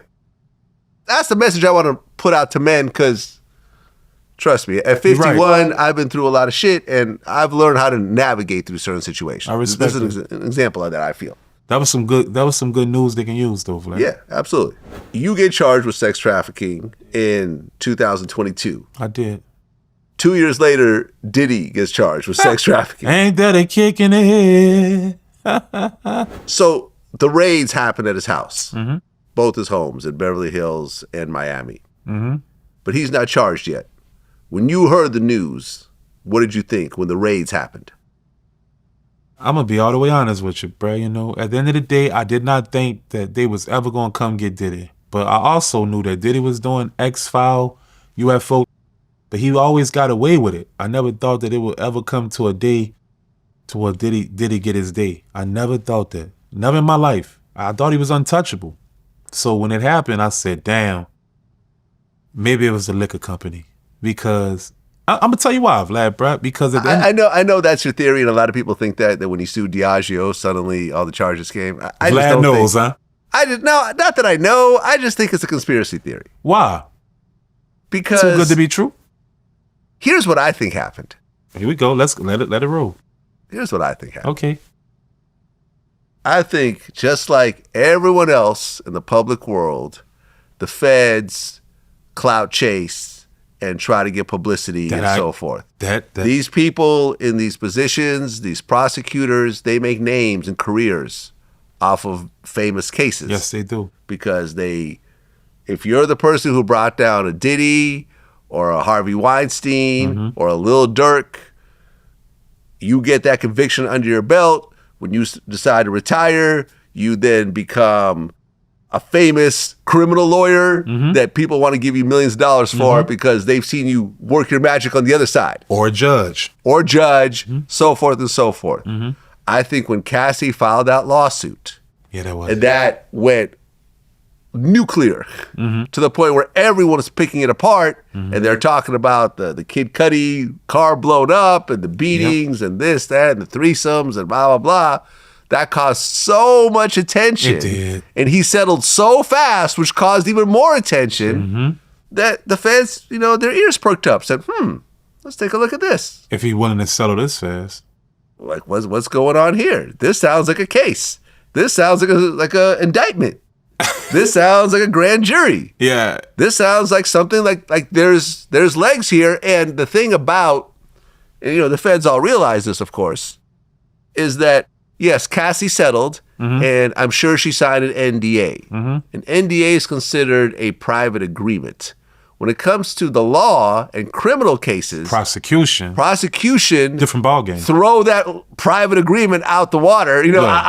Just basically out the game, and they could tell Cassie, we don't care about this NDA. We're going to tell you to get on the stand. Subpoena-wise. We're going to subpoena you. Yeah. Now, if you say no because you're worried about this Diddy money, you can get charged as well. Yeah, it's gonna go to jail. Yeah, you'll go to jail right along with them because Yeah. you were part of these parties. Yes. You were probably booking some of the male prostitutes. You were doing the drugs. Yes. There's probably people that are saying that you offered them drugs to do during the course of all these years. So this is what I think really happened. I think that's more of a believable story than this liquor company suddenly called up the feds and had Diddy messed up. But That's what I think. But yet and still, Vlad, it's just an opinion of yours too. That's right. That's right. We both have opinions. Oh no. I don't know what's true or not. Right. We can only go off of how, our opinions. Got it. You dig? So he gets raided, but there's no indictment. So some time passes and you hear about the grand jury and everything else like that. And Diddy's living his life and taking pictures Of course. and blah, blah, blah. And he's walking around Miami and then he gets arrested. But he already knew it was coming, though. That's You why he talked was to him during that time? That's why he was in New York. But he already knew it was coming. Okay. Because I know how it worked. My manager went to the feds. Most of my people went to the feds. That's why Diddy was in New York. He knew it was coming. That's why he was in New York, bro. Okay. Yeah. He knew it was coming. He gets arrested. No bond. That's crazy. That surprised me. Yeah, that surprised me too. But that lets you know that now we gotta rewind it back to the liquor company. And the reason why I say that is because ain't nowhere in the fucking world Diddy can't get no bond, Vlad. A $50,000 propositional bond, Vlad? $50 million. I'm sorry about that. I'm sorry about that. My bad, y'all. A $50 million propositional bond. Diddy can't get that? We all know he'll be a good boy if he home. We all know he's gonna be on the box. We all know he'll get house arrest. He don't deserve that? You know why he don't deserve that to their eyes? It's because they don't have enough evidence to really nail him in the coffin. You might be right. So they need him in there. I mean, there is some witness tampering. Yes. There's Yes. that. Yes. And yeah, the feds don't want him out. They don't. They want to keep him Because right there. they're not going to have a strong case if he's out. Listen, That's the truth. I've been saying this. If you look at my Pierce Morgan interviews and everything else like that, I'm like, I'm not exactly sure what he's being charged with. Me either. Because I never heard of a RICO with one person, bro. He's a one-man RICO. What the fuck they do that at, Lucy son? calls it a freako. That's crazy. That's crazy. Yeah. Yeah. That's crazy to me. You know, did you ever see Baby Oil at his house, by the way? Yes. Yes. Yeah. And to be honest with you, you kind of know what it's for. You know what I mean? I mean, like bottles and bottles of it? He's a freak. Okay, how many bottles of Baby Oil did you see at any given time? More than 20. More than 20? Yeah. And if you really think about it, if you know anyone who has baby oil at their house, they've had it for 5 years, and it's like, a third of the way down. Correct. Like, that should last forever. You low key had that baby Earl for about 7 years. Right. Family baby Earl, Family seven, Baby Oil, 7 years. yeah. And it's there this when you much need left. it. Yeah, that much left. Right. He had 1,000 bottles. Now, let me ask you a question. Mm-hmm. If you have buku baby Earls, what do you use baby Earls for? I guess you having wet and wild parties, I guess. What kind of wet wild party? I guess sex parties. What, you just rubbing on each other? That what you think? Well. I'm being honest, yeah. To me, it sounds like easy access to the butthole. That would have sounded like to me. You know what I thought when I heard it? Pause. This is what I thought. Diddy is a cuckold. Yes. From what they say, that he likes to watch Cassie have sex with well-endowed men while he pleasures himself in the corner. Mm-hmm. And I think that he just likes, because visually Baby Oil looks good. It looks great. You know what I'm saying? You see a fine woman covered in baby oil, it visually looks great. It looks awesome. Right. But I remember the first time I actually tried that shit, and you realize it starts to get cold and sticky and all that. You realize it's not that enjoyable. Shit's disgusting. Yeah, it's a little nasty to actually do it. So, but I think that he liked to watch Cassie and other women and men covered in baby oil just so he can get off. Make sure you say men. Yeah, because men are involved as well. Right. Yeah. Exactly. That's what I think. But then again, maybe, I don't know, for anal sex, I don't know. There's better things for that. There's KY jelly and Astroglide. But the niggas from the old school, son. Okay, right. So keep that in the mind old school too. baby oil, right. All right. You dig? Like, come on now. I'm just saying. I don't know, bruh, but have I seen more listen, than... I've had women that have doing anal, and I've always used KY, because I'm like, my comment probably sounds a little weird, so let me just clarify it. I've had women that want to do anal. Can I say something though, Vlad? Yeah. I have women that like to do anal too. Right, exactly. And they prefer baby Earl too. Really? They've always preferred Astroglide with me. It's different ball games. It's a different ball game. Different strokes. For different folks, literally. So now Diddy is locked up right now. Right now. And facing trial maybe this year or maybe next year or so forth. But he's basically, it doesn't sound like he's settling. He should. Sounds like he's going to trial. As he should. Because I think it's nothing but trumped up charges. I don't think that most of them charges is even going to stick. Listen, out of everyone locked up right now in the feds, him, Lil Durk, etc., I think he has the most chance of actually getting off. Me too. You know? Me too. Yeah, me too. So, I think the problem is that he's 50-something years old and he can't swallow a sizable plea deal. If he was 30, all right, cool, I'll take this 5. I think at 50-something, he doesn't want to do 5-10 years in prison. He can't afford it. That he doesn't want to potentially get sick and die in prison and so forth. So I think he's going to try to fight it. As he should. So we'll see what happens, man. Listen, if he gets off, I wouldn't be surprised. I don't think he's 100% going to get off. I just think they're going to give him something, though. They have to. Now, you said that Justin confronted you over your interview about Diddy with our dialogue? Yeah, let me get this clear. Yeah, so with the Justin situation, number one, I seen Justin as a child. So I have no reason to just say this, Justin called me on a white girl's Instagram. And I'm going to pick up on a white girl, Vlad, bruh. So I picked up on a white woman who I thought was a white girl trying to get at me. I'm like, who this is? Yeah, I don't appreciate what you're doing with my daddy. Like, who the fuck is this? And I realized I heard him in the background laughing and joking and kicking. I heard females in the background. I heard dudes in the background. Obviously, I don't know if Lil Justin drank or not, but he sounded a little slizzard.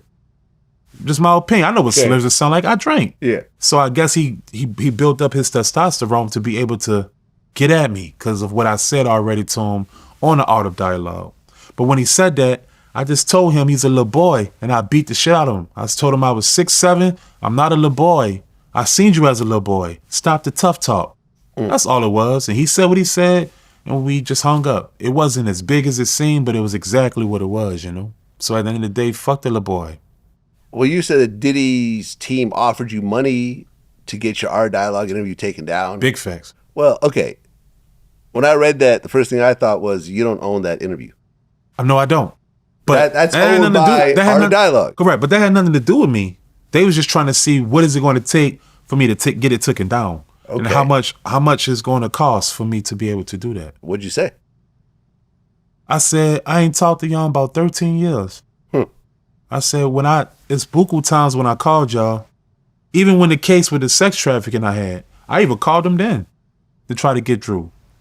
And the response was no. From the people who I thought was my people over there, the response was no. So that was my answer. I'm not taking nothing down. It is what it is. Y'all don't fuck with me. You said you feel the real reason why they're not going to let Puffy out is because they're trying to connect his situation with Keffe D. I do feel that way. Look, I interviewed Keffe D, and we talked about, their interactions and how Diddy allegedly called him after the shooting and said, was that us? And I talked to Greg Kading, who, got Keffe to cooperate. He even had to wear a wire, sent him out to New York to try to get Eric Von Zip hemmed up. I remember that. Eric is dead now, so we could talk about that. Mm-hmm. But I think it's going to be impossible to connect Diddy and the Tupac murder in 2025, 30 years after the fact. Yeah, that's a slim chance, but yet and still, the feds play different type of games. I think it's just impossible because you're going to have to show a transfer of money. Can I ask you a question? Yeah. You think Keffe D getting life? And be I don't know if honest. he's getting life, but I think that at his age, which is 61, and he has cancer, I believe, whatever sentence he gets in trial will probably end up getting life. It's a death sentence. You know, you get 10 years, you might not make it through those 10 years. But how do they got proof that he really did it? Well, because he said so. Because he said so. Okay, that's multiple proof. times. Well, and that's the thing. Like he wrote, before my interview, he wrote a book that was on Amazon. That sucks. That details it. My interview was based on his book. Oh, that sucks. Because generally, I don't do these types of interviews. That makes sense. An open case, an open murder, but he wrote a book and he says he has a proffer. He wants to talk about it. So, okay, I'm going to talk about it with you. That makes sense. You know, it's one of the biggest stories ever in hip hop. Okay. That makes sense. If you're going to do all that, then yeah. That makes sense. I'm not going to talk about an open murder if it's just part of an interview. So basically, he sat on his own balls. Yeah. I mean, he wrote a book, then he did 2 VladTV interviews, and he did like 2 Art of Dialogue interviews, and he did like 1 or 2 Cam Capone interviews. Mm-hmm. And throughout those interviews, he's giving more and more details and try to get it thrown out. You know, said that he wasn't even there. They find a hotel booking with his wife's name on that date. You know, try to say, well, try to get it thrown out because there's a proffer agreement. Las Vegas said there's no Nevada proffer agreement. So, you know, and whatever other proffer agreements, we can't find them. So, case was open. So it's yeah, you're talking about an open murder case, and you've talked yourself. You are the star witness. Yeah, you talked yourself into a jam. Yeah, and now you're getting into fistfights with other inmates in jail. 61 years old. I know that none of us. I'm 51. I hope in 10 years I'm not rolling around with an inmate in a jail somewhere. I don't plan on it. As I await, you know, my potential life in prison sentence. Like, right. I hope that's not me. Fuck in 10 all that. years. Right. I hope to just have. Shout out to my brother Fred, but that's the only time I'm gonna try to kill myself. There's a couple things that I can't live with. I ain't living with no catching no life in no jail. I ain't fucking with that. I ain't fucking with no diseases. I ain't fucking with that. And there was another one. Oh, losing a limb. Those 3 things right there. You might as well just put a plug on me, Vlad. I'm not fucking with no life in no prison, no losing no limbs, or catching no diseases. That's just me. Is Diddy getting life? If he goes to court and loses, he will. You're right. Yeah. Yeah, you're right. Because the plea deal is usually better than the sentencing. Is Diddy a bisexual? Yes, I think so. Okay. You would know better than me, though. Pause, but no, I mean, you saw, man. You saw. Yeah, he's bisexual. But I think, you know, I think the problem with Diddy is that he drank his own Kool-Aid and started thinking that just normal societal laws don't apply to him. You know, and I've told this story before. I was in a club and I had this fresh, like, Yale jacket from Stalin Dean, and Diddy sent one of his people over to buy the jacket off of me, off my back. Yeah.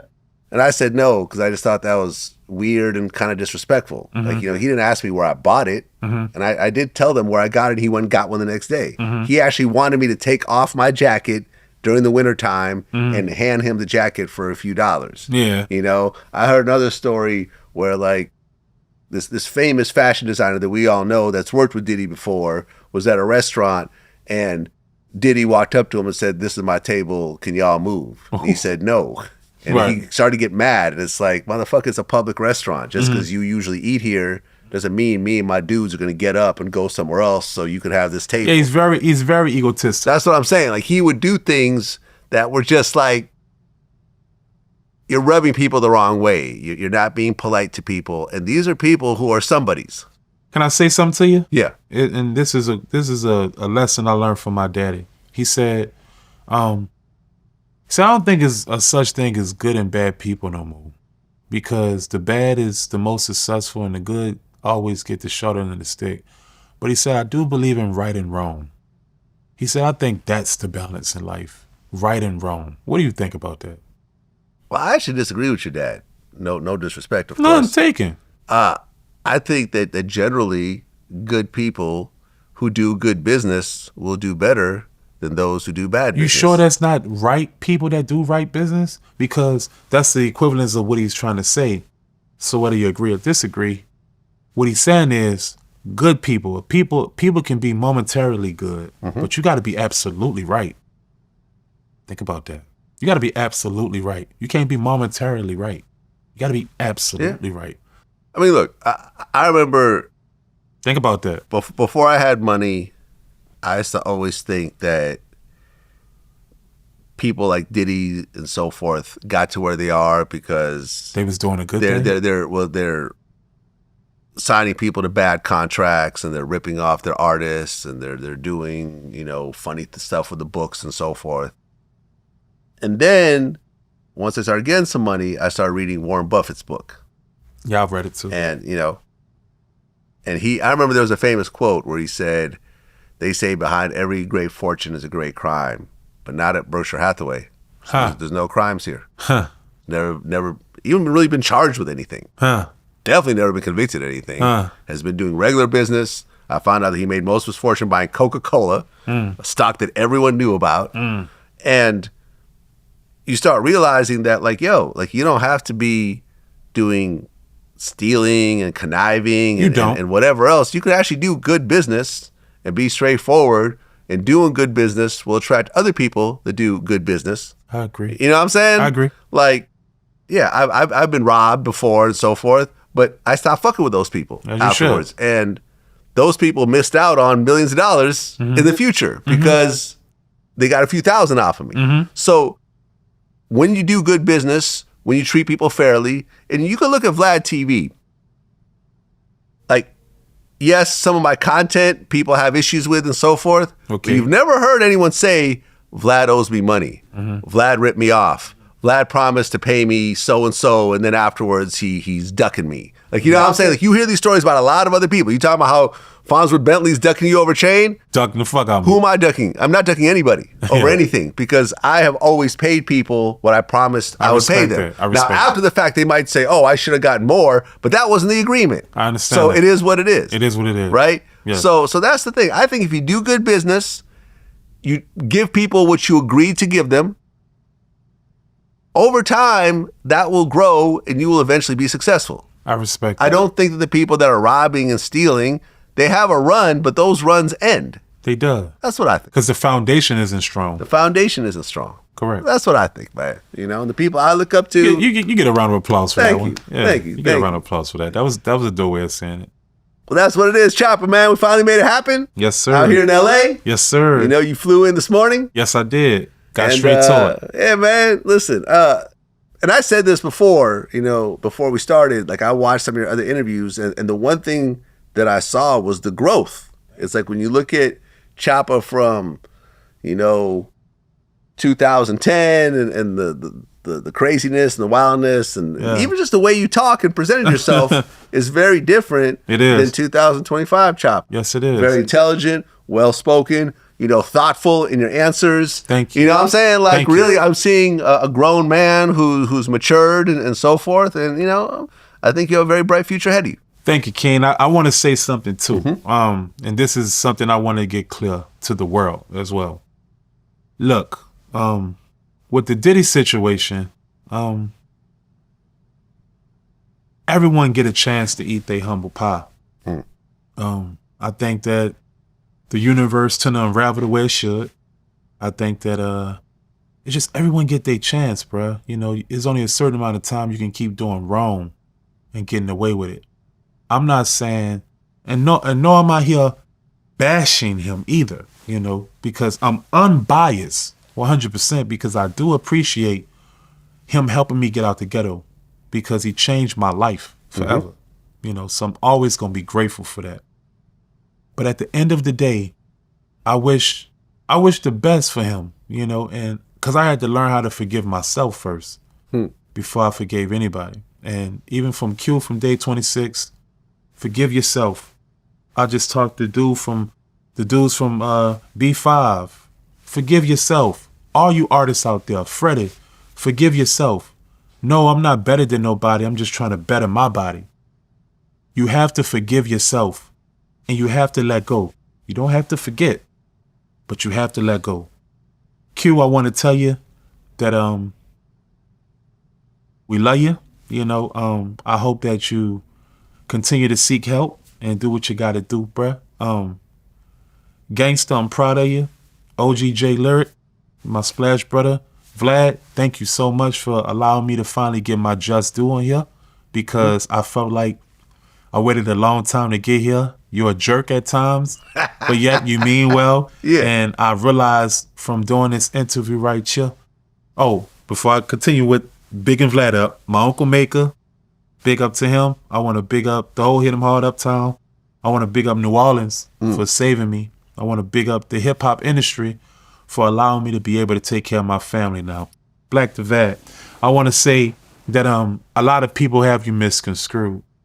I had you misconstrued. You know, I thought that I was going to come here and you were going to be messy towards me, because everybody on my process of coming here felt that way. Like, watch Vlad, he's going to try to be trickery. But the real truth of what I figured out is, if you are a man, okay, Vlad don't ask you nothing that can put you in a predicament. I can realize and say now, people put themselves in predicaments on your shit.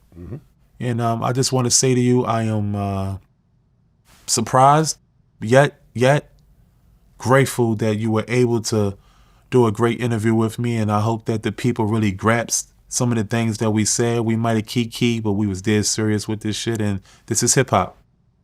That's what it is. Chop it. Hip hop. Until next time. Till next Peace. time, Vlad. One.